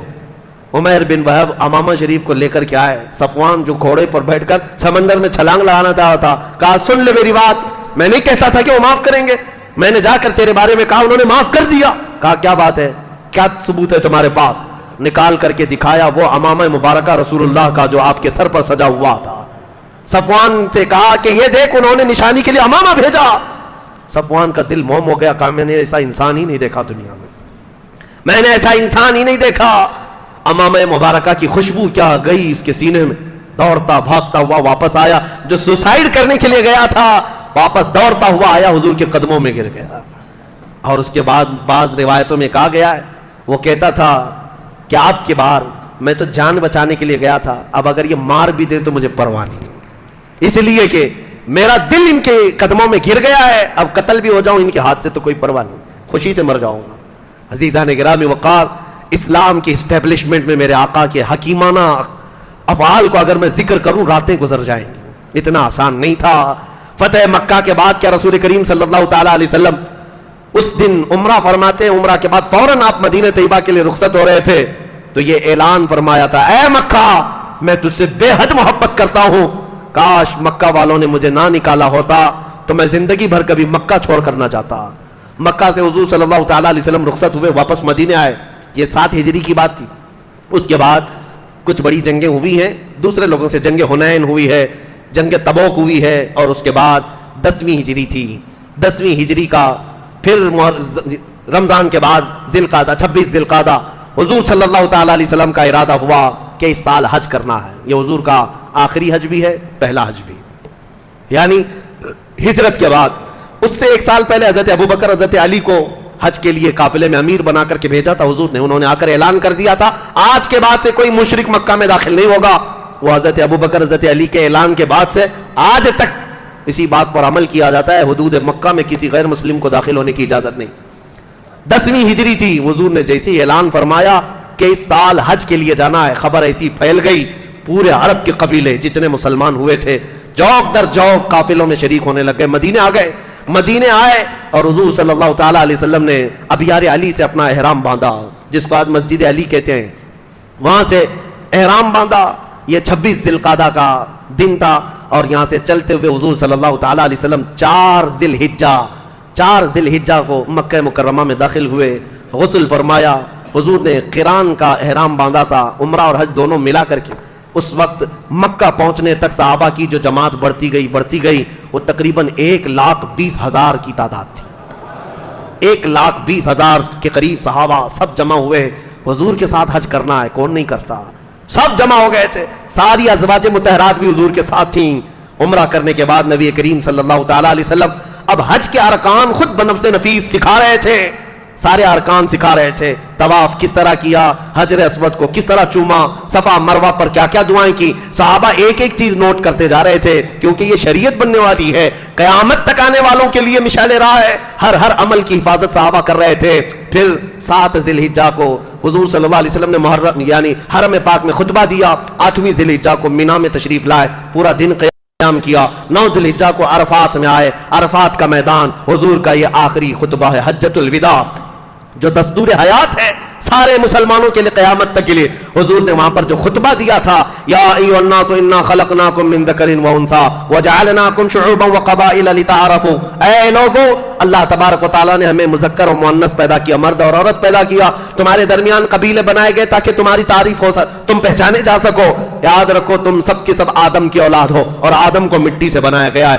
آج کے بعد نہ کسی گورے کو کالے پر فضیلت ہے, نہ کسی امیر کو غریب پر فضیلت ہے. اگر کسی کو فضیلت ہے تو صرف تقوی کی بنیاد پر ہے. اللہ کے نزدیک صرف وہی معزز و مکرم ہے. عورتوں کے حقوق کے لیے حضور صلی اللہ علیہ وسلم نے فرمایا ان کے ساتھ بدسلوکی کرنے سے ڈرو, ان کے ساتھ برا سلوک کرنے سے ڈرو. باندیوں کے حقوق بتائے, مزدوروں کے حقوق بتائے, پڑوسیوں کے متعلق بتایا, اور پھر اخیر میں فرمایا تم میں سے جو حاضر ہے وہ غائب تک میرے پیغام کو پہنچا دو. اس خطبے کے بعد حضور نے ایک جملہ فرمایا, میں نے جو کچھ بھی کہا ہے اس کو محفوظ رکھ لو, ہو سکتا ہے آج کے بعد اس جگہ پر میں دوبارہ تم سے ملاقات نہ کر سکوں. اور پھر وہ آخری آیت قرآن کی, 23 سال سے قرآن نازل ہو رہا تھا, آیت نازل ہوئی, الیوم اکملت لکم دینکم واتممت علیکم نعمتی ورضیت لکم الاسلام دینا. اللہ نے فرمایا, 6 پارے کی آیت ہے, آج کے دن تمہارا دین مکمل ہو گیا. اللہ فرماتا ہے میں نے اپنی تمام نعمتیں مکمل تم کو دے دی اور تمہیں اسلام دے کر میں راضی ہوا. قرآن کی آخری آیت تھی. حضور نے فرمایا قرآن کے نازل ہونے کا سلسلہ بند ہو گیا, اب میرے بعد کوئی نبی نہیں آنے والا ہے. صحابہ خوش ہو گئے, قرآن کمپلیٹ, دین کمپلیٹ, نظام کمپلیٹ. کسی دین میں ایسی بات آئی نہیں تھی. یہودی کہتے ایسی آیت ہمارے اندر نازل ہوتی تو ہمارے سال عید مناتے. صحابہ تو خوش تھے, دین کمپلیٹ ہو گیا. لیکن ایک کونے میں بیٹھے ہوئے ابو بکر صدیق کو روتے ہوئے صحابہ نے دیکھا, غم کے آنسو تھے. صحابہ قریب گئے, کہا آج خوشی کا دن ہے, یہ عرفات کا دن ہے اور آخری آیت نازل ہوئی, قرآن کمپلیٹ ہو گیا ہے, اللہ کی کتاب مکمل ہو گئی. رونے کا سبب کیا ہے؟ حضرت ابو بکر کہتے ہیں اے صحابہ تم میں سے کسی کو شاید یہ نہ معلوم ہو, آخری آیت اترنے کا مطلب دین تو کمپلیٹ ہو گیا, لیکن اس کا دوسرا معنی یہ ہے اب ہمارے مصطفیٰ کریم اب ہمارے درمیان زیادہ دن تک نہیں رہیں گے, زیادہ دن تک نہیں رہیں گے. وجہ یہ ہے کہ وہ اللہ کے رسول دین پہنچانے آ گئے تھے, دین مکمل ہو گیا تو اب وہ رسول ہمارے درمیان نہ رہیں گے. صحابہ میں سب سے پہلے سمجھنے والے اس بات کو صدیق اکبر تھے. واپس حضور یعنی ذی الحجہ میں ہی 14 یا 15 ذی الحجہ کو حضور صلی اللہ تعالی وسلم رخصت ہو گئے, مکہ مکرمہ سے مدینہ طیبہ تشریف لائے. یہ حضور صلی اللہ تعالی علیہ وسلم کا آخری حج تھا. یہاں پر حضرت حضور اکرم صلی اللہ تعالی وسلم مدینہ تشریف لائے. معمول کے مطابق بات چل رہی تھی, محرم کا مہینہ گزرنے کو تھا. سفر آتے ہی حضور صلی اللہ تعالی علیہ وسلم کی طبیعت علیل ہوئی. یہ سفر کا مہینہ تھا, طبیعت علیل ہوئی. نبی پاک صلی اللہ علیہ وسلم ایک دن مسجد نبوی میں تشریف لائے اور منبر پر کھڑے ہو کر کے خطبہ دیا, اے میرے صحابہ اللہ نے اپنے ایک بندے کو اختیار دیا ہے, چاہے تو وہ دنیا لے لے چاہے تو اللہ کے پاس آ جائے, لیکن اس کے بندے نے دنیا چھوڑ دی, اللہ کے پاس جانے کو اختیار کر لیا ہے. صحابہ کے سامنے حضور ایسی مثالوں میں بہت ساری باتیں بتاتے تھے. बंदे के तौर पर हजरत अबू बकर फूट फूट करके रोने लग गए। साहबा ने कहा अबू बकर वो तो रसूलुल्लाह मिसाल दे रहे हैं, किसी बंदे को अल्लाह ने इख्तियार दिया है। हजरत अबू बकर कहते हैं तुम नहीं समझते, वो बंदा कोई और नहीं, वो मोहम्मद रसूलुल्लाह है। अल्लाह ने उन्हें इख्तियार दिया है, चाहे तो दुनिया में रह जाएं या अल्लाह के पास जाएं। क्या तुम नहीं सुनते हो? रसूलुल्लाह ने वो इख्तियार कर लिया कि वो अल्लाह के पास जाएंगे। अब यहां से हुजूर सल्लल्लाहु अलैहि वसल्लम की अलालत शुरू हुई, तबीयत खराब हुई, बीमारी बढ़ती गई, बुखार शिद्दत से आने लगा। पूरा सफर का महीना इसी तरह गुजरा। सफर का महीना खत्म होने के बाद कई निशानियां ऐसी हैं, हुजूर कभी तशरीफ लाते और कुछ अहम बातें बताते। अंसार साहबा को जमा किया और ऐसी बातें की कि अंसार इतना रोए थे, उनकी दाढ़ियां भीग गई थी। अंसार कहते हैं तुम मेरे लिए ऐसी ही हो जैसे पेट में मैदा होता है, मैदे के बगैर इंसान नहीं रहता, तुम मेरे लिए ऐसी हो। अंसार सुनो, दुनिया की कौमें बढ़ती जाएंगी, अंसार घटते जाएंगे, इतने रह जाएंगे जैसे आटे में नमक की तरह, लेकिन तुम पर बहुत बड़ी जिम्मेदारी है। तुमने जो मुझे देखा, तुमने जो मुझे सीखा, हर चीज तुम पूरी दुनिया में पहुंचाओगे। अंसार साहबा हुजूर की ये बातें सुनते सुनते आंखों से अश्क ऐसे रवाते भीग गए थे। फिर वो दिन आया, रबीउल अव्वल शरीफ का महीना शुरू था। रसूल करीम सल्लल्लाहु तआला अलैहि वसल्लम 7वीं रबीउल अव्वल या 8वीं रबीउल अव्वल शरीफ को हुजरे में गए और अपनी तमाम असवाज मुतहरात को बुलाया, जितनी बीवियां थी। हुजूर सल्लल्लाहु अलैहि वसल्लम की उस वक्त 9 बीवियां करीब थी। सबको बुलाया और कहा क्या तुम में से किसी के पास सोना चांदी है, किसी के पास जेवरात है? साहब तमाम अज़वाज ने पूछा क्या बात? कहा अगर किसी के पास है तो चाहे तो सदका कर दे, खैरात कर दे। अज़वाज मुतहरात ने पूछा आप इस तरह की बात क्यों कर रहे हैं? हुजूर फरमाते हैं इसलिए कि मैं रब्बुल आलमीन की बारगाह में जाने वाला हूं। मैं ये नहीं चाहता कि इस हाल में जाऊं कि मेरे घर में सोना चांदी जमा हो, मेरे घर में दुनिया का माल पड़ा हो। तुम चाहो तो खैरात कर दो, हराम नहीं है, पहनना नाजायज नहीं है, लेकिन मेरी ख्वाहिश ये है कि मैं मौला की बारगाह में फकीराना अंदाज में जाऊं, मेरे घर में कोई दौलत ना रहे। अज़वाज मुतहरात ये खुतबा दिया और फिर कहा देखो बारी के तौर पर मैं तुम्हारे घरों में आता था, एक दिन ज़ैनब के घर, एक दिन सलमा के घर, एक दिन हफ्सा के घर, एक दिन सफिया के घर रज़ी अल्लाह तआला अन्हुन्ना अजमईन, सबके घरों जाते थे। हुजूर ने फरमाया अगर तुम सब अपनी बारियां कुर्बान करके आयशा को देना चाहो तो सोच लो ताकि मैं आयशा के घर आराम करूं। सारी अज़वाज मुतहरात ने देखा हुजूर की तबीयत अलील है। सबों ने कहा हुजूर सल्लल्लाहु अलैहि वसल्लम आयशा को बहुत प्यार करते हैं, आयशा से बहुत मोहब्बत करते हैं। हम सबों ने अपनी बारियां कुर्बान की। या रसूल अल्लाह आप हमारे घर बारियों में ना आए, कोई मुज़ायका नहीं, आप आयशा के घर आराम फरमाएं। सबों ने अपनी बारियां उम्मुल मोमिनीन आयशा के लिए कुर्बान कर दी। हुजूर सल्लल्लाहु अलैहि वसल्लम हुजरे आयशा में ही आराम करने लगे। ये हुजरे आयशा वही है जिसको पूरी दुनिया आज सुनहरी जालियों के नाम से जानती पहचानती है। यह आयशा सिद्दीका तय्यबा ताहिरा का मकान है, हुजरे आयशा है। रसूलुल्लाह उसमें आराम करते रहे। 2 दिन ऐसे गुजरे हुजूर मस्जिद नबवी में नहीं आए, साहबा को नमाज पढ़ाने नहीं आए। हुजूर सल्लल्लाहु तआला अलैहि वसल्लम हज़रत अबू बकर सिद्दीक को इमामत के लिए आगे कर दिए, तुम नमाज पढ़ाओ। हज़रत अबू बकर नमाज पढ़ाते थे। सिद्दीक अकबर ने 17 नमाजें पढ़ाई। मैं रिवायतें पढ़ता हूं, गम से निढाल हो जाता हूं। 14 सदियों के बाद आज जब कभी बुखारी उठाओ, मुस्लिम उठाओ, यह हदीस बयान करने वाले सहाबी कहते हैं एक दिन मगरिब की अजान हुई, बिलाल हबशी ने अजान दी और उसके बाद इकामत हो गई। अबू बकर सिद्दीक पढ़ने लगे, हर जमात कायम होती।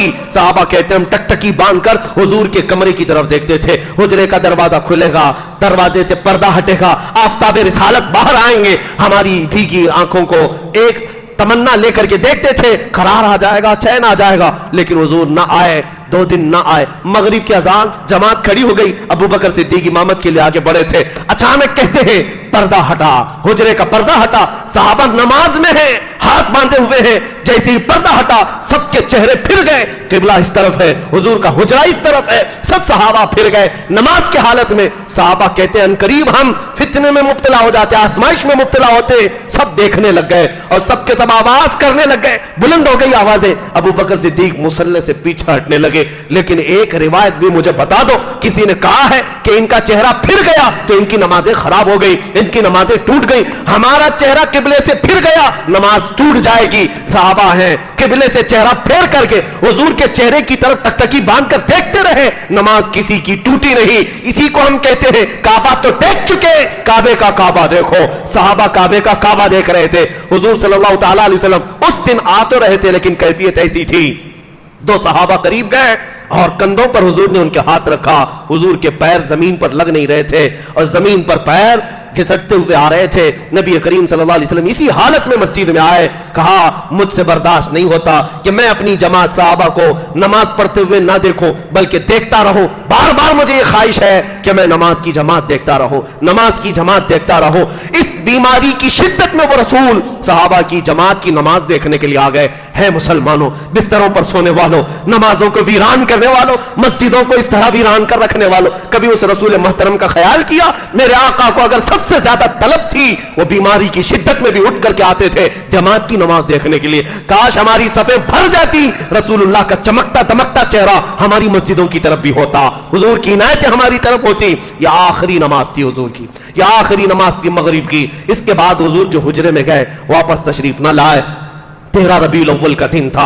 ماں عائشہ صدیقہ فرماتی ہے حضور صلی اللہ علیہ وسلم کی بخار کی شدت اتنی زیادہ تھی, اتنی زیادہ کہ پانی آپ کے اوپر چھڑکا جاتا سوکھ جاتا تھا, بدن اس طرح گرم تھا. نبیوں کو جو بخار آتا تھا بہت شدت کا, اور وہ بھی سید الانبیاء کو. اسی اثنا میں حضرت عائشہ کہتی ہیں گھر پر کسی کو آنے کی اجازت نہیں تھی. اچانک دروازہ کھلا اور دروازے سے ایک خاتون آئی. یہ وہ خاتون تھی جب وہ آتی تھی رسول اللہ بستر چھوڑ کر کھڑے ہو جاتے, کوئی اور نہیں, وہ مخدوم کائنات سیدہ فاطمہ الزہرا تھی. آخری وقت حضور کے حجرے میں آئی, دیکھتے ہی حضور کی اس بیماری کو رو پڑتی ہے, لپٹ گئی. حضور صلی اللہ تعالی علیہ وسلم نے ان کو قریب کیا, کان میں کچھ کہا تو پھوٹ پھوٹ کر رونے لگی. ان کا رونا حضور کو دیکھا نہ گیا. پھر قریب کیا, فاطمہ سنو ایک اور بات کہتا ہوں. کان میں کچھ اور کہا, وہ ہنسنے لگ گئی, مسکرانے لگی. حضرت عائشہ کہتی میں حجرے میں تھی, مجھے بھی پتہ نہیں کیا کہا انہوں نے, کیا سنا. بعد میں نے فاطمہ سے پوچھا تھا, فاطمہ تم پہلی بار آئی تھی, حضور نے کچھ کہا تو تم رو رہی تھی, پھر کچھ کہا تو ہنس رہی تھی, کیا بات ہے؟ حضرت فاطمہ کہتی ہیں پہلی بار میرے بابا نے کہا میں دنیا چھوڑ جا رہا ہوں فاطمہ, میں رخصت ہو رہا ہوں. میں نے اتنا سنا تھا برداشت نہ ہوا. اس عظیم بیٹی کو کیسے برداشت ہوگا جس نے 4 سال کے چھوٹے عمر میں حضور صلی اللہ تعالی علیہ وسلم کے ساتھ ہونے والی مصائب کو دیکھا تھا. پتہ ہے حرم کعبہ میں جب حضور سجدے کے لیے جاتے, اونٹ کی گندی اجڑیاں مکہ کے کفار حضور کی پیٹھ پر لا کر پھینک دیتے, اس وقت اٹھانے والا کوئی نہیں. یہ ننھے ننھے ہاتھوں سے اٹھانے والی فاطمہ الزہرا ہوتی تھی. وہ اپنے باپ کی پیٹھ سے ان آلائشوں کو نکالتی اور ہمیشہ حضور صلی اللہ علیہ وسلم کے ساتھ کھڑی رہی, ہر وقت اپنے باپ کے ساتھ رہنے والی. اور حضور بھی جب فاطمہ آتی تھی کھڑے ہو جاتے تھے. حضور صلی اللہ علیہ وسلم اٹھ جایا کرتے اپنی بیٹی کے لیے. وہ فاطمہ کو جب یہ کہہ دیا جائے کہ آج میں جا رہا ہوں, کیا بیت رہی ہوگی. حضور نے کہا رو مت, قریب آؤ. دوسری مرتبہ حضور نے ان کے کان میں کیا کہا, حضرت عائشہ سے وہ کہتی ہے بابا نے میرے یہ کہا تھا فاطمہ غم نہ کر, میں نے جانے کے بعد میرے خاندان میں سب سے پہلے جو میرے پاس آئے گا فاطمہ وہ تم ہوگی. یہ حضور کی بشارت تھی. یہی تو بات ہے کہ حضور کے انتقال کے 6 مہینے کے بعد ہی حضرت فاطمہ کا انتقال ہو گیا. 6 مہینے, اور ان 6 مہینوں میں حضرت فاطمہ کو کسی نے مسکراتے بھی نہیں دیکھا, ہنستے بھی نہیں دیکھا. رسول کریم صلی اللہ تعالی علیہ وسلم کی آخری لمحات ہے, کلیجہ آج بھی منہ کو آ جاتا ہے بیان کرنے کے لیے. وہ 14 صدیوں پہلے کے حالات تھے. نبی کریم صلی اللہ تعالی علیہ وسلم ماں عائشہ صدیقہ کے سینے پر ٹیک لگائے ہوئے آرام کر رہے تھے. حضرت عائشہ کہتی ہیں آخری غذا جو حضور کے منہ میں گئی ہے وہ میں نے مسواک چبا کر کے حضور کو دیا تھا. حضور نے میرا چبایا ہوا مسواک اپنے منہ میں رکھ لیا. حضرت عائشہ کہتی ہے میرا لعاب تھا وہ حضور کے منہ مبارک میں آخری مرتبہ گیا. نبی کریم صلی اللہ تعالی علیہ وسلم بار بار ایک جملہ کہہ رہے تھے, نزع کی شدت بہت زیادہ ہے, سکرات کا وقت بہت بھاری ہے, بہت بھاری. اور اسی اثنا میں ملک الموت داخل ہوئے. حضرت عائشہ سے حضور نے کہا عائشہ حجرے کے دروازے پر موت کا فرشتہ آیا, ملک الموت, وہ اجازت لے رہا ہے اندر آنے کی, اور آج اس نے مجھ سے اجازت لی ہے, اس کے بعد اب وہ کسی سے اجازت لے کر نہیں آئے گا. اس کو اجازت دے دی رسول اللہ نے. حضور صلی اللہ تعالی علیہ وسلم نے اجازت دینے کے بعد جو پہلا اس سے سوال کیا, کہا ملک الموت اسرائیل تم میری روح قبض کر کے رب العالمین کی بارگاہ میں لے جانے کی اجازت لینے آئے, اس سے پہلے یہ بتاؤ یہ نزع اور یہ سکرات کے درد کی جو شدت ہے کیا میری امت پر بھی آئے گی؟ جو نہ بھولا ہم غریبوں کو رضا, یاد اس کی اپنی عادت کیجیے. وہ یہ وقت ایسا ہوتا ہے جب باپ بیٹے کو نہیں پہچانتا, اپنا نام لوگ بھول جاتے ہیں موت کے قریب, کوئی نہیں پہچانتا کسی کو, لیکن قربان جاؤ میرے مصطفیٰ کو. اس وقت پوچھتے ہیں میری امت, میری امت. اور امت کا حال یہ ہے کہ بھولی بیٹھی ہوئی. اس امت کے سامنے ہزاروں گالیاں دے دی اس رسول کو. امت کے کھڑے ہونے کا وقت کب آئے گا؟ امت کب بیدار ہوگی؟ جس رسول نے ہمیں آخری لمحات میں بھی نہیں فراموش کیا. آج امت مزے لے رہی ہے, مال کے مزے, دولت کے مزے، حسن و جمال کے مزے، حکومت کی لالچ. یہ قوم ہمارے رسول کو کب سے بھولی بیٹھی ہے. عرب کے ظالموں، تمہیں اللہ تعالیٰ نے آج دولت سے بہت زیادہ سرفراز کیا ہے، تو یہ نہ بھولو سب کچھ ملا ہے رسول کے صدقے میں ملا ہے. آج کتے بھونک رہے ہیں اس رسول کی شان میں، درد ہوتا ہے، کلیجہ پھٹتا ہے. میں دعا یہی کرتا تھا رب العالمین کی بارگاہ، مولا کاش ہمارے کان بہرے ہو جاتے، کاش ہماری آنکھیں اندھی ہو جاتی، ہم یہ حالات نہ دیکھتے. قسم رب ذوالجلال کی، مولا میری ماں کو کوئی 1000 گالیاں دے دے، میرے باپ کو کوئی 1000 گالیاں دے دے، برداشت ہوگا، ہم انسان ہیں. لیکن ہماری جانوں سے زیادہ ہم پیار کرتے ہیں اپنے مصطفیٰ کریم سے. ان کی گالیاں سنتے ہیں، اور وہ بھی اپنے اسی ملک میں سنتے ہیں. ان ظالم کتوں کے ساتھ ہمیں کھڑے ہونے کی تک سخت نہیں ہے. اسی لیے ہم بے قرار ہو کر، بے چین ہو کر کبھی یہ چلانے لگ گئے تھے کہ آ جاؤ ظالموں، ہم آگ میں کودنے کو بھی تیار ہیں. یہ یوں ہی نہیں تھا کہ ہمارا سینہ جلتا ہے، ہمارے کلیجہ پھٹتا ہے. ان کتوں کو کیا خبر کہ ہم اپنے نبی سے کس قدر محبت کرتے ہیں اور ہمارا نبی ہم سے کتنی محبت کرتا ہے. وہ رسول یہ کہتے تھے میری امت کے تلووں میں کانٹا بھی چبھ جائے تو اس کا درد مجھے ہوتا ہے. اس لیے ہم پیار کرتے ہیں اس رسول سے. ہمارا کوئی مسیحا ہے نہیں یہاں پر، سب چاکلیٹ پکڑانے والے، لالی پاپ دے کر بھیجنے والے لوگ ہیں. ہمارے غموں کو، ہمارے درد کو اگر کوئی سمجھ سکتا ہے تو آمینہ کا لال ہے، صرف وہ رسول ہے. وہ آخری وقت تھا اس رسول کا. سیدہ عائشہ کہتی ہے میں باتیں کرتی ہوئی بیٹھی تھی، ملک الموت آئے اور رسول کریم صلی اللہ تعالیٰ علیہ وسلم کی روح پاک کو قبض کر کے رب العالمین کی طرف وہ لے جانے والے تھے. اس وقت اللہ کے رسول کی زبان پر یہ جملے تھے، الرفیق الاعلیٰ، الرفیق الاعلیٰ، سب سے اچھا دوست اللہ ہے، سب سے اچھا دوست اللہ ہے. اور پھر یہ جملے تھے رب حب لی امتی، مولا میری امت، میری امت. پھر زبان خاموش ہو گئی، آنکھیں بند ہو گئی. لیکن سر عائشہ صدیقہ کے سینے سے لگا ہوا تھا. حضرت عائشہ کہتی ہیں سر اتنا بھاری ہو گیا مجھے لگتا تھا کہ میری پسلیاں ٹوٹ جائیں گی، میں نے ہٹایا نہیں. اور حضرت عائشہ کہتی ہے میرے سامنے کبھی میں نے کسی کی روح جاتے ہوئے دیکھا ہی نہیں تھا. میں تو حضور سے باتیں کرتے ہوئے بیٹھی تھی، حضور کافی دیر سے خاموش تھے. میں ہنسانے کی کوشش کرتی، کچھ بولنے کی کوشش کرتی، حضور جواب نہیں دے رہے تھے، خاموش بیٹھی رہی. اچانک دروازہ کھلا، میرے باپ ابو بکر صدیق داخل ہوئے. آئے، کہا عائشہ کیا بات ہے؟ کہا حضور کافی دیر سے میری بات کا جواب نہیں دے رہے. حضور صلی اللہ تعالیٰ علیہ وسلم کو بستر اقدس پر سلایا. صدیق اکبر نے پیشانی پر ہاتھ رکھا، چیخ نکل گئی. وہ صدیق یار غار ایک لمحہ حضور سے جدا ہونے کو برداشت نہیں کرتے، پیشانی کو چوما، کہا واللہ یا رسول اللہ لن یجمع اللہ تبارک و تعالی لن یجمع موتین علیک، اے اللہ کے رسول قسم رب ذوالجلال کی 2 موتیں کسی پر اللہ جمع نہیں کرے گا. ایک موت آنی تھی وہ آ گئی، ایک موت آنی تھی وہ آ گئی، آپ ہم میں سے چلے گئے. حضرت عائشہ کہتی ہیں حضرت ابو بکر کے جملے سن کر کے میرا دل پھٹ گیا. میں نے پوچھا ابا جان کیا میرے رفیق حیات میرے سرتاج نہیں رہے؟ کہا عائشہ اس خبر حقیقت کو تسلیم کر لو، رسول اللہ اب ہمارے درمیان نہیں. گھر کے اندر سے آوازیں جیسی آئیں، مسجد نبوی میں جو صحابہ جمع تھے ان کی کیفیت کیا ہوگی؟ جیسی ابو بکر صدیق باہر ہے، صحابہ پوچھنے لگے کیسے ہے حضور، حضور کی طبیعت کیسی ہے، بخار کم ہوا؟ صدیق اکبر منبر پر کھڑے ہوئے اور کہا وما محمد الا رسول قد خلت من قبلہ الرسل، محمد اللہ کے رسول ہیں، ان سے پہلے بھی رسول آئے اور چلے گئے. ومن افئن مات او قتل انقلب على عقبیہ فلن يضر اللہ شیئا. یاد رکھو وہ انتقال کر چکے ہیں، وفات پا چکے، ان کے بعد اگر تم میں سے کوئی پیچھے پھر گیا، ان کا دین چھوڑ دیا تو اللہ کو کچھ نقصان نہیں پہنچا سکتا. یہ آیت سنتے ہی صحابہ کے ہوش اڑ گئے. حالت ایسی تھی، حضرت عثمان کے بارے میں کہتے ان کو کوئی چونٹی کاٹتا تو بھی پتہ نہیں چلتا، پتھروں کی طرح جمے ایسے میں. حضرت عمر تو کہتے میں نہیں مانتا حضور کا انتقال ہوا، وہ اللہ کے رسول ہے، اللہ کے نبی ہے. جیسے عیسیٰ علیہ السلام آسمانوں پر گئے، میرے نبی بھی گئے، میرے نبی گئے واپس آئیں گے. اور ان کا اپنا یہ فرط محبت میں تھا، تلوار اٹھا کر مدینے میں گھومتے تھے. خبردار اگر کسی نے کہہ دیا محمد صلی اللہ علیہ وسلم کا انتقال ہوا میں گردن مار دوں گا، میرے رسول واپس آئیں گے. حضرت عمر کو سنبھالا. یہ اسٹیبلشمنٹ کا وہ اہم نقطہ تھا، یہاں سے باضابطہ اسلام کی تاریخ شروع ہے رسول پاک کے بعد. اب جو باغ ڈور سنبھالنی تھی وہ سب سے اہم ذمہ داری تھی. رسول کریم صلی اللہ تعالیٰ علیہ وسلم کی وفات کی خبر کا یقین کرنا ہی تھا. صحابہ نے کر لیا، صحابہ نے کر لیا. پیر کا دن تھا، حضور صلی اللہ علیہ وسلم وفات پا گئے. 2 दिन तक सहाबा हुजूर पर नमाज पढ़ते रहे, अलग अलग आकर के जमात जमात हुजूर के हुजरे में ही नमाज हुई। सहाबा में ये इख्तिलाफ था कि हुजूर को कहाँ दफन किया जाए, कुछ कहते मक्का में, कुछ कहते बैतुल मुक़द्दस में। फिर एक हदीस सुनाई सहाबी ने, कहा हुजूर ने फरमाया था जिस नबी का जहाँ इंतकाल होता है वो वहीं दफन होते हैं।